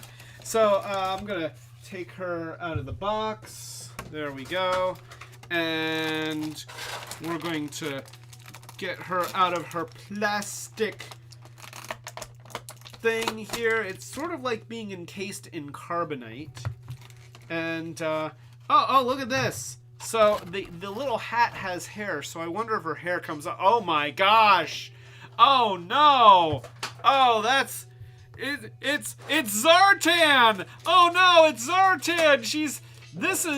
Don't put her out in the sun, she's gonna turn blue. Wait, here. Oh, damn. So ah ha ha ha! I fooled you all. It's me, Zartan. I'm dressed as Lady Jaye. Okay, I can't do a Zartan impression. So there we go. So yeah, the hair comes off, but you can put the cap on. That works great, actually. She looks great in a ball cap. Yeah, I'm digging the ball cap. And the sculpting on her clothing looks great. There is a mismatch here.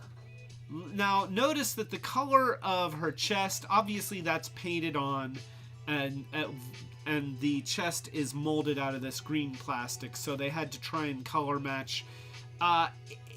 It doesn't match. And, you know, I feel like it would have been better had they just sculpted in a neckline of a t-shirt and let it be, you know, either a beige t-shirt, tan t-shirt, or even white, or blue to match the ball cap. You know, that would have worked. But whatever the case, I guess they wanted to make it look like, you know, they're showing décolletage. It doesn't really look like décolletage right there. Yes. And so yeah, I'm gonna give them a little bit of a ding, because actually that does it needs. I know I'm focusing on her chest, but I swear I'm not doing it for pervy reasons. If they had just sculpted in a seam right at the neck, maybe a little texture to make it look like the collar of a shirt, it would have been great. But instead they went for the, you know, I've got my shirt open and unzipped halfway, and so look, there's décolletage there, and you know, that's just the way that I do it, even though I'm in the military and it's not really very military. But hey, you know, that doesn't work. Just doesn't work. Now, I will say that the rest of her shirt looks good. You can see that they've sculpted in a lot of nice details. The details, especially on the sleeves here, aren't as sharp as some of the other figures, and I don't know if that's intentional or not. Maybe they wanted it to look a little bit more like a softer fabric, but it's just not as pronounced. But then you get around the side here, and you can see what they did there, and that looks really good. You know, that different texture on these side pieces, and then you've got the brown strap here. See, that stuff looks great.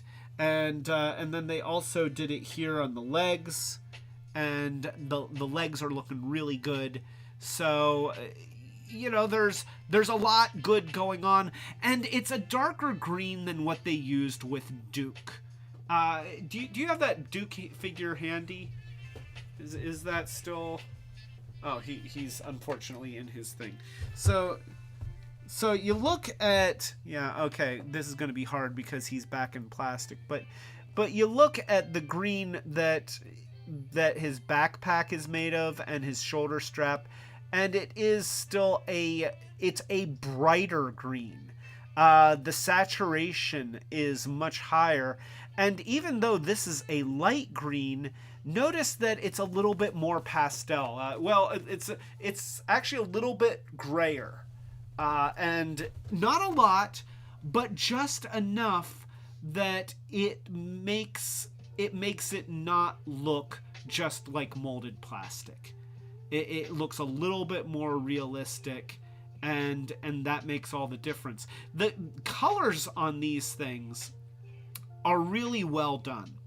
And of course the textures are really well done. She's got this knife, and she's got the belt and the straps going around. She's got the gloves on, and even the molding on the gloves. You know, look at the detail that they put in the fingers. she really does look awesome. And of course, the face sculpt is fantastic. You know, this is the face is the shining star of a really great figure. You know, she actually looks a little bit like a young Carrie Fisher. I can see some Carrie Fisher here too. Yeah, I love the hat. Now look at what they did with the hat. Look at how much detail. Like, yeah, the fact that you can see the stitching along the brim of the hat. And you can see the edges of the embossed logo. And, you know, just everything about that.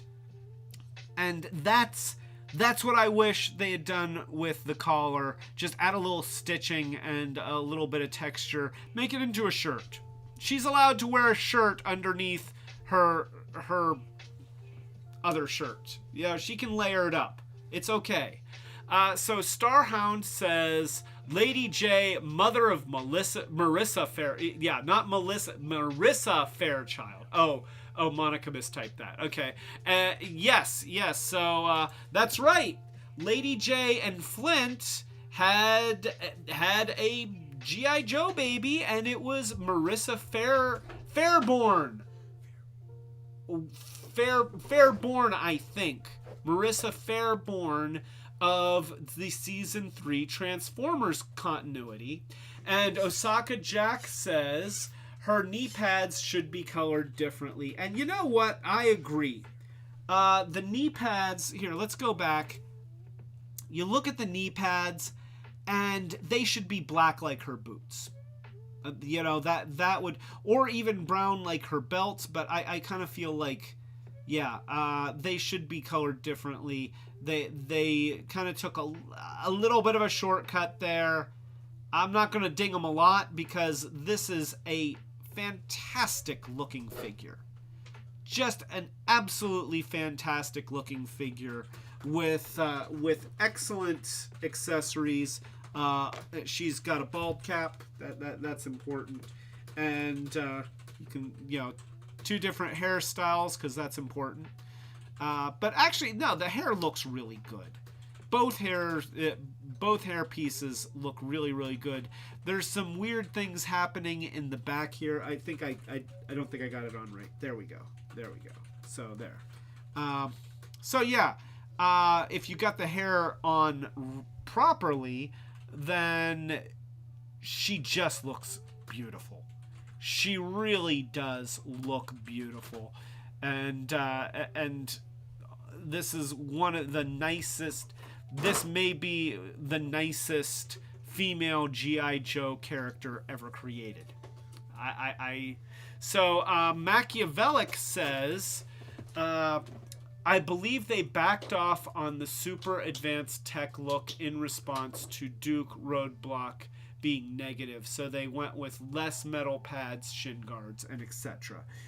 You know, that may be it. I think that she was a little bit later in terms of releases. Oh, she just came out. Okay, so yeah, they may have wanted to go more traditional military with her. Whatever the case, she's gorgeous. She is absolutely gorgeous. This is an excellent figure. She's got really cool weapons. Let's take a look at the backpack here, because the backpack's cool. So we'll put the backpack on here. Oh, here we goes through the strap. There we go. All right. So let's show the backpack. The backpack is also molded. It's got a lot of detail here, and then she's got this thing, which what is the little thing that goes over? Is that over the shoulder camera? Oh, okay. So that's really cool. So she's got a GoPro. That's important. She needs her GoPro, but it looks really cool. I love what they did with it. You know, all these little joints and everything. Beautiful. Just awesome. Really nicely done. I have to say that once again, just a fantastic figure. shame about the chest here. You know, that little bit of, oh, we tried to color match it, it didn't work, and now it just looks weird. So yeah, if you look on the front sides of the backpack, it has slots for the tiny spear points and accessories. Oh, okay. So yeah, you can see here that we've got the spear points. So those are her spears, and the other parts. So yeah, she's got the stuff. She's got really cool stuff, and I don't think that comes out or anything. But yeah, that is. So that is Lady Jaye. I know I didn't show like her spears, but they're spears. They look good. That's all you need to know. And then let's see. We wanted to show probably Storm Shadow. Yeah, let's do Storm Shadow as we are getting close to the end of the evening. So here we go. We have Arctic Mission Storm Shadow, and you know, it's funny that this is Arctic Mission Storm Shadow, and he's wearing more black than I've ever seen him. You know, like if he's trying to camouflage himself in the snow, has he seen snow before? Because normally he's pretty well camouflaged for the snow, and then he puts on this special outfit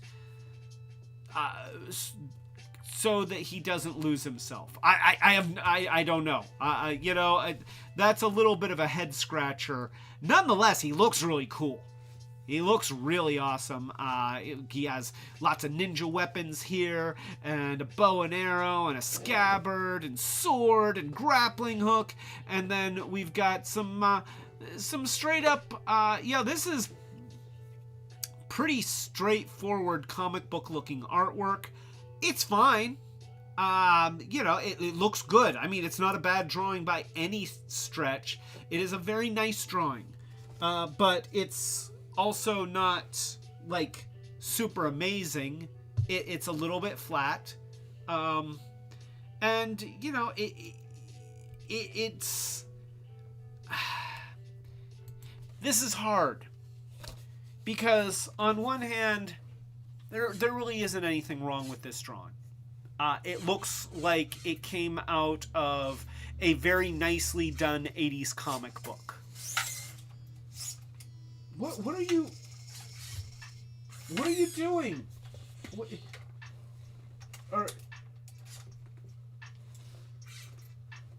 did you do to the dog?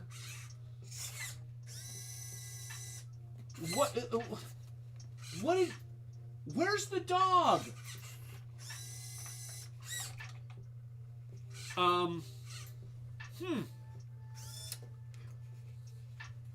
We're just gonna ignore that. So, look, toy. There's a toy here. Oh, did you take the dog for a walk? Oh, okay. See here, I thought that you were starting, you know, trouble. But okay, I'm sorry. I misjudged you. I'm sorry. I'm sorry. I was wrong. I made assumptions, and when you assume, you make a ass out of you and me, and you know, I watched the history of swearing, and I'm not even sure if ass is a swear anymore, but YouTube might ding me anyway. So anyway, I apologize. You did good. You did good. You're a nice guy. Thank you. So we have Storm Shadow here, and we have this artwork, and it does look like very good artwork from an 80s comic book. You know, but it's also very flat.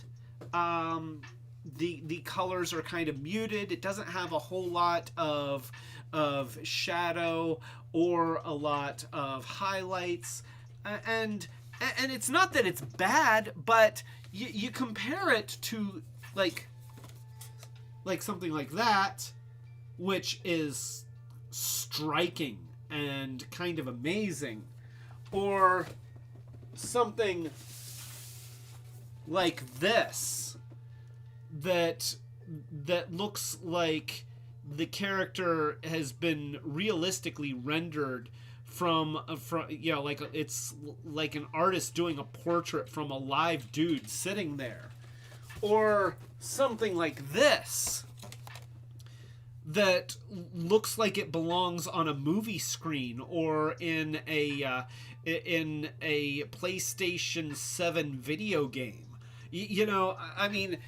All of these things have this really rich, dynamic artwork. And then you get Storm Shadow, one of the coolest characters in the entire franchise, and what he gets is this picture that's like, okay, it's all right. No, this is Storm Shadow. This is what he looks like. This is the guy.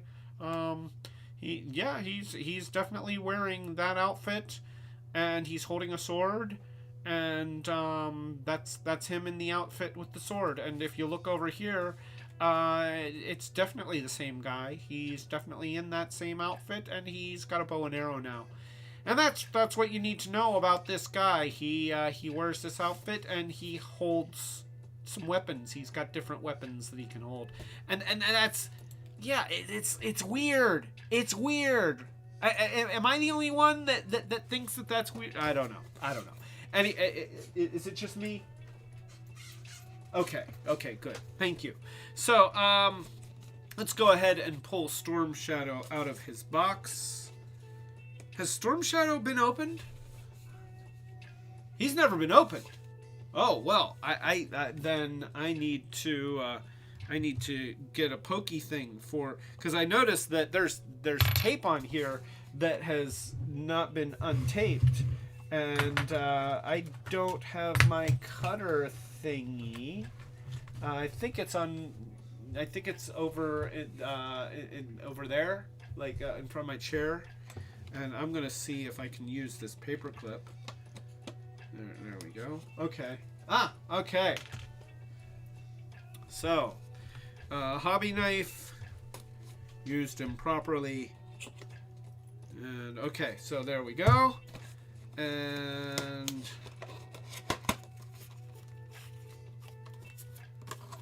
there we go, and we will pull him out. So this is an unboxing video, but you didn't know that. And I will set that package over here, and you pull him out, and you know what? Regardless of whether the color scheme makes any sense for Arctic Attack or not, or what, he does look awesome. He really does look awesome. I'm getting a lot of highlights on this, so I think I'm going to back off on the lighting a little bit. I'm just going to move that out of the way, and there, I think, yeah, that definitely is easier to see. So, he looks great.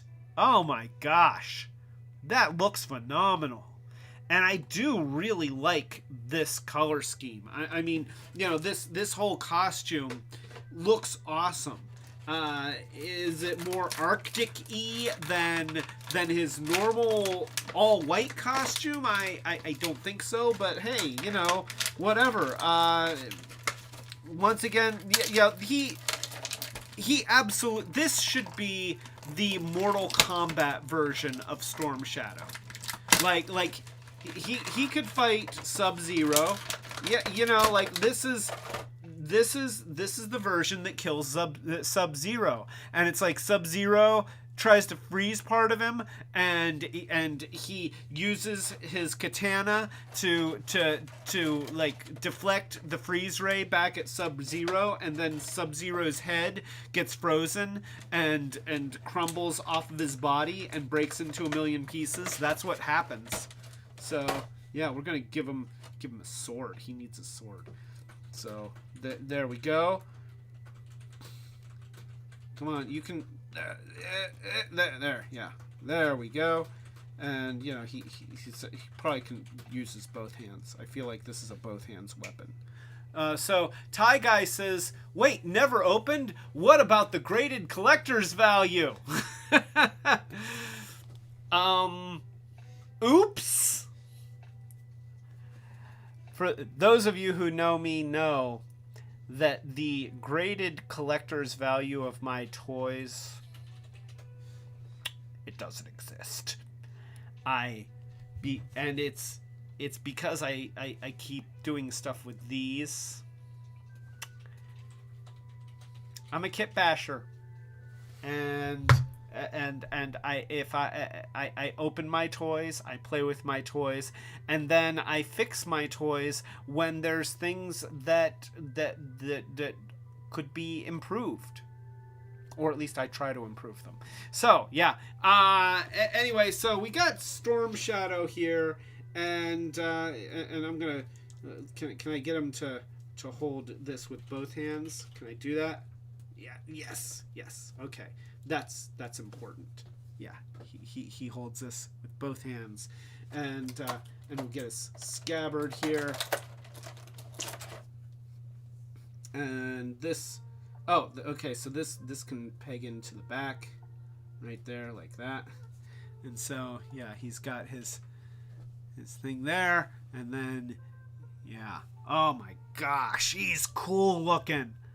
Like that is the definition of cool.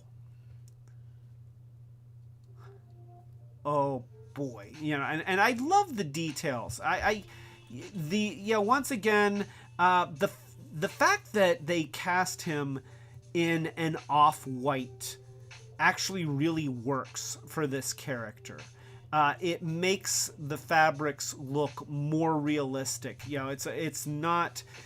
I could have even easily seen them going for kind of a bright white, and I don't think it would have looked as good. I think he would have come off looking kind of like a stormtrooper. But the more cream color actually works really, really nicely. I could have easily seen these pouches done in a different color, or, you know, maybe a gray or something, rather than just the white on white on white. I feel like also with these flaps here off to the sides here, there could have been some paint detail that had been added in to make those different textures really represent something. It's a small criticism. It's pretty mild. It doesn't really detract, but I could see the opportunity for them to do just a little bit more with it. Maybe even coloring these textured areas with just a slightly darker cream color or something. Nonetheless, he does look great, and you know, in a line of figures that have fantastic articulation and really, really great details, he absolutely holds up to the standard of the rest of the line. And then let's take a look at the face sculpt, because, you know, there's not a whole lot of face showing, but the face that is showing is pretty expressive. I mean, that's a scary dude. He is a scary, scary dude. He will cut you. Okay? That's what that expression says. It's like, "Oh, I see you. That means that you should be bleeding." And that's really what it is. So Osaka Jack says he's like Moon Knight meets Assassin's Creed. And Angry Vikings says toys are meant to be played with. And yeah, you know what? I agree with both of those statements. He is very Assassin's Creed. Absolutely. And yes, Angry Vikings, toys are supposed to be played with. Granted, okay, we've got the 25th anniversary edition of Pimp Daddy Destro, and that one's never leaving this package. But but normally toys are meant to be played with, and what's important is that we do have the profit director Destro, and this one has been out of the box, and Instagram photos have been taken. So we're doing it up right. Toast to Osaka Jack, and a toast to Angry Vikings. So that's one for each of you. I have polished off my Cobra Island iced tea, and you know what? I've got my caffeinated my caffeinated zero. So. And it's getting close to the wrap-up time anyway. So we've got Storm Shadow with his sword, and oh gosh, get there we go. Have you ever tried to take the sword from Storm Shadow's hands? Yeah, it's not easy. Ask Snake Eyes. It's like, oh, you know what? This guy will kill me before he'll let go of his sword, and that's sort of his shtick. Admittedly, that's his shtick. So I wanted to pull out. I really like the bow and arrow, and I wanted to show the sword, of course, because he's Storm Shadow. I mean, that's sort of his deal. He has a big sword, and he kills people with it, but at the same time he's also got he's got this grappling hook here, and it's got string, so you can absolutely have him hanging off of stuff, and that's important, and we've got an arrow here. I'm gonna leave that in the package. I'm gonna leave both those things in the package because I don't want to lose them right now. I don't want to lose them ever, but you can see here. I wouldn't mind seeing some detail paint on there, like, he's got that pickaxe there, and all of these things are just molded in white. And I feel like some silver on there would, for the metal parts, would go a long way. They've got some different things happening on this pickaxe, which makes it look like it would have probably a wooden handle or something like that, and it's just all molded in white. And I get it. This is, it's the Arctic mission version, so white. But I am noticing that whereas in a lot of, with a lot of the other figures, they have paid loving, lavish attention to applying lots of subtle detail paints and effects to these guys. With Storm Shadow, it seems like some of these things, they've taken a few little shortcuts, places where noticeably there's a lack of detail, or not even a lack of detail, because the detail's molded in there, but certainly a lack of color detail, of tampography. I guess that's probably what they're doing on these things, and it seems like those paint details should be in there, because they have put them in there for other figures, but they haven't with Storm Shadow. And I'm trying, while I say this, to get him to hold his bow, and it is really hard to get the bow into his hands. His fingers don't want to go around the handle. There we go. Okay, so I got him to hold his bow. That's important. So here let's go ahead and show his bow, because I like the bow. The bow looks really cool. I love the gold. Look at that. The bow looks awesome. Getting it into the hand is really, really difficult, because you kind of have to physically pull the fingers around the handle. I don't know why it's a lot harder than getting some of the other things in, but But nonetheless, he looks really good holding it. You look at the scabbard and see, look at these. Okay, so with these arrows, they've painted the fletching, and then the tips are, you know, is that the knock?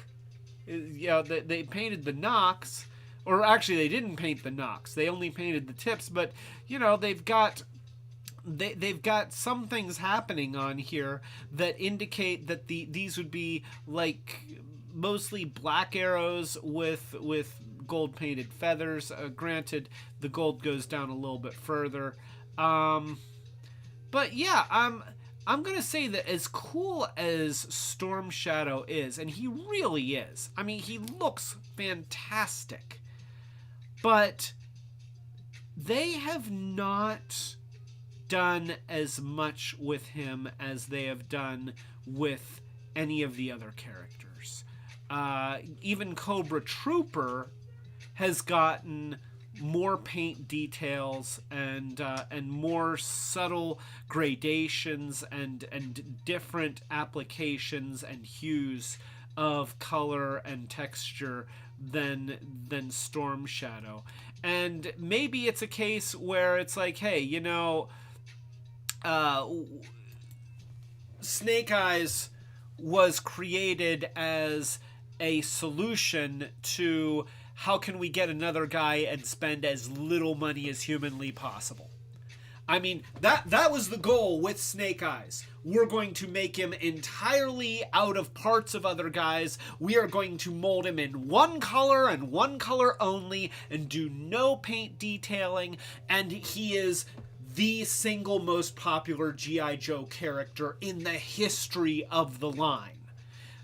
So maybe a little bit of that philosophy carrying over. It's like, yes, you know what? This is Storm Shadow.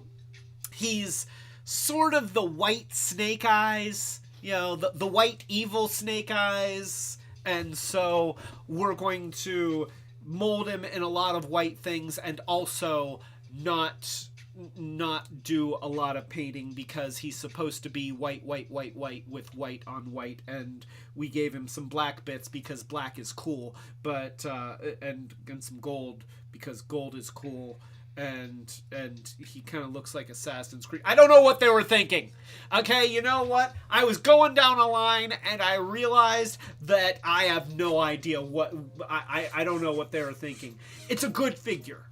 It is a good figure. Don't get me wrong. He is great. I would not pass him up in the toy store, but I do feel like he is maybe a little bit of a weak link in the chain, you know, and that's not to say that it's bad, but they have created a really high standard with this whole series. Like, every one of these is just lavish in its detail, loving in the representations of the characters. These are the toys that we wished that we got in the 80s, and we were happy with what we got in the 80s, but gosh, these are fantastic. We never thought that we'd get anything this good when we were kids. But out of all these fantastic toys, I feel like Storm Shadow is probably one of the weaker ones. Yeah. I'm just saying it. He's weaker. Yeah, that's it. He may kill me in my sleep. He probably will, because, you know, that's what Storm Shadow does. He creeps onto your rooftop. He comes in through the skylight that you didn't know you had, and then he either slits your throat, or he does that thing where he drops down like a little string, and then he just pours poison like down, and you know you're like, and then he drops the poison in your mouth. And except for me, that wouldn't work because I would be sleeping on my side and there'd be a puddle of drool on the pillow. So he'd just put the poison in the puddle of drool, and it wouldn't really do it. So Joy says it would be nice if he had a bow with arrows so that you can shoot at Wheelie. But you know what? We can't shoot at Wheelie because the only arrow is the white arrow in here that's not coming out, and my wheelie is actually not quite available. It's in pieces. Not broken pieces, just disassembled pieces. But I'm working on a thing because I want to do something special.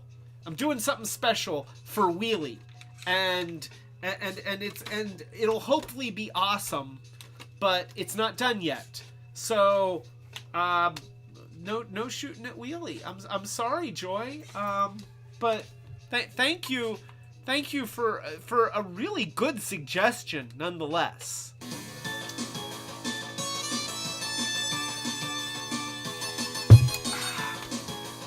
Alright, so I'm setting him over here, and his box is over here. And we are at 10:44, and I think that is it for tonight.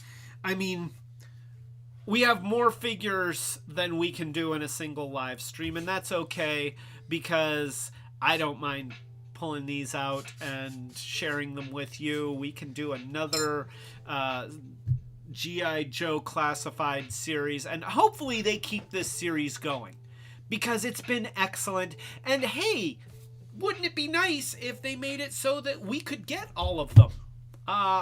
And you know what? Okay, I don't normally advocate this, but this is Hasbro. This is your fault. Okay, if you are going to continue to release these things in such a way where only scalpers are getting them, then here's the solution to everybody. AliExpress. Most of the toys that I have seen and are really, really cool, lots of masterpiece. And see here, I don't buy my main toy collection from AliExpress. I use AliExpress when I'm going to tear something apart and repaint it, and I want something cheap that I can destroy without feeling bad. But I'm not really in favor of knocking off toys, and I feel like it's not good to support that.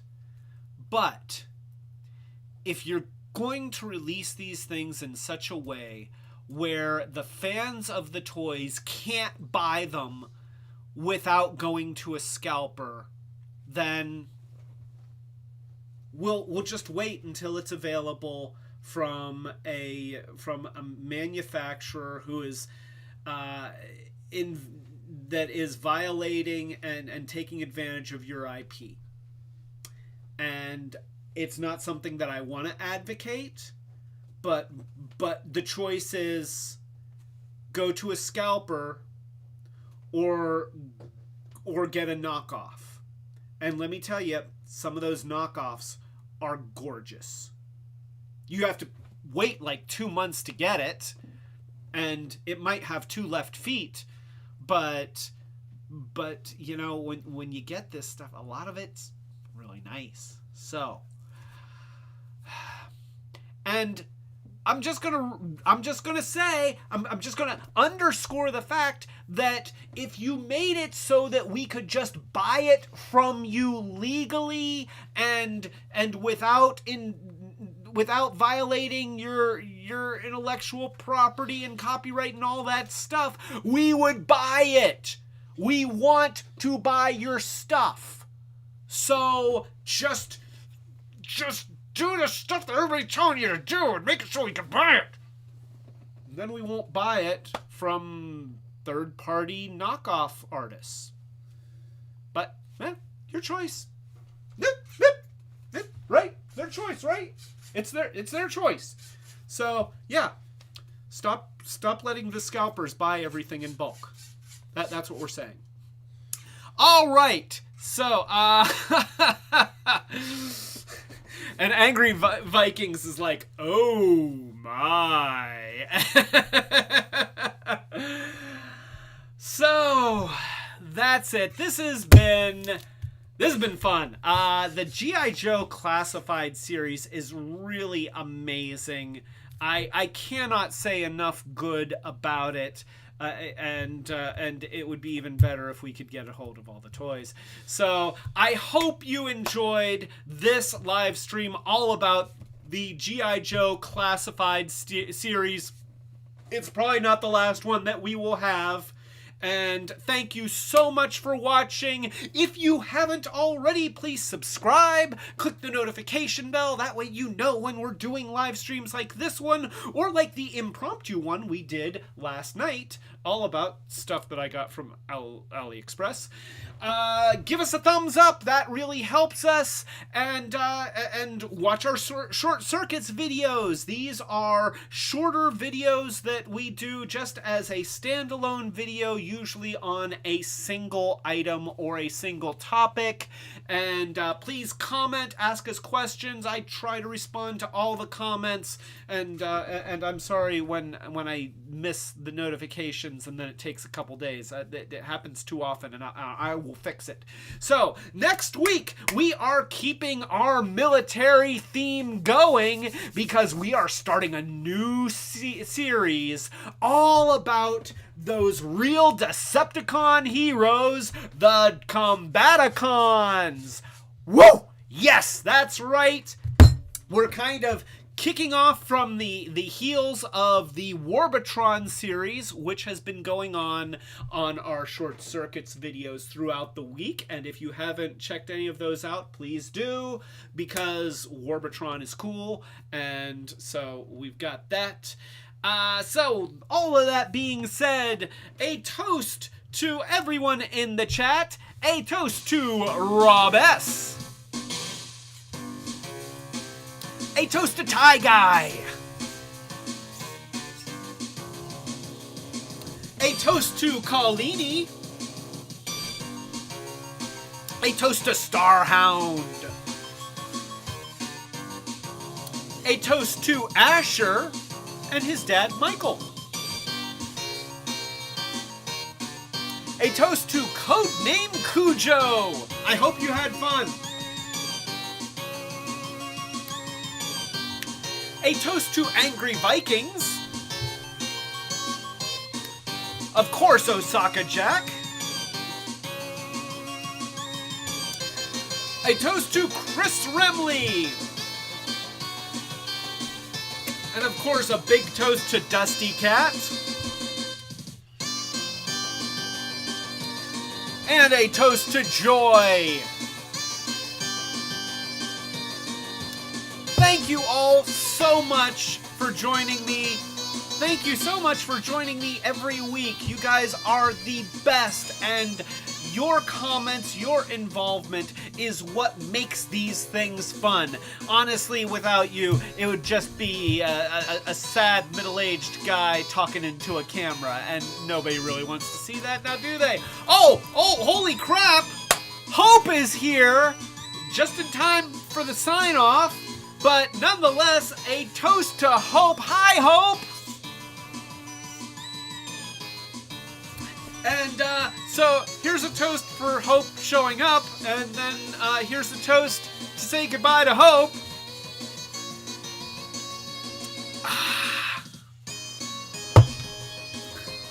All right, so now, yes, I think, are we getting to the closing now? Okay, is anybody else going to show up? Like Nature View, are you showing up? No? Tracy? No? Okay. Nathan Fillion, are you showing up? Nope? Okay. Just checking. This is the last time. Okay, and Hope is now saying, hey you. Hey you, Hope. Hey you. Oh, hey you. I don't know what I'm doing. But anyway, everyone, thank you so much for your involvement. It means everything to me. You guys make this fun. This is Clay telling you to have a great weekend and to keep it Retrobot. Yeah, that's right. Because he's Retrobot. And we're keeping it Retrobot. Yeah, and that's right. That's him. That's That's Retrobot, and we're keeping it retro because that's what we do when we're keeping things retro, and you're keeping it retro, right? And I'm keeping it retro. We're all keeping it retro together, and I guess that's what we do when we're keeping it retro. But do you know what that means? No, I don't either. It makes a good catchphrase, though.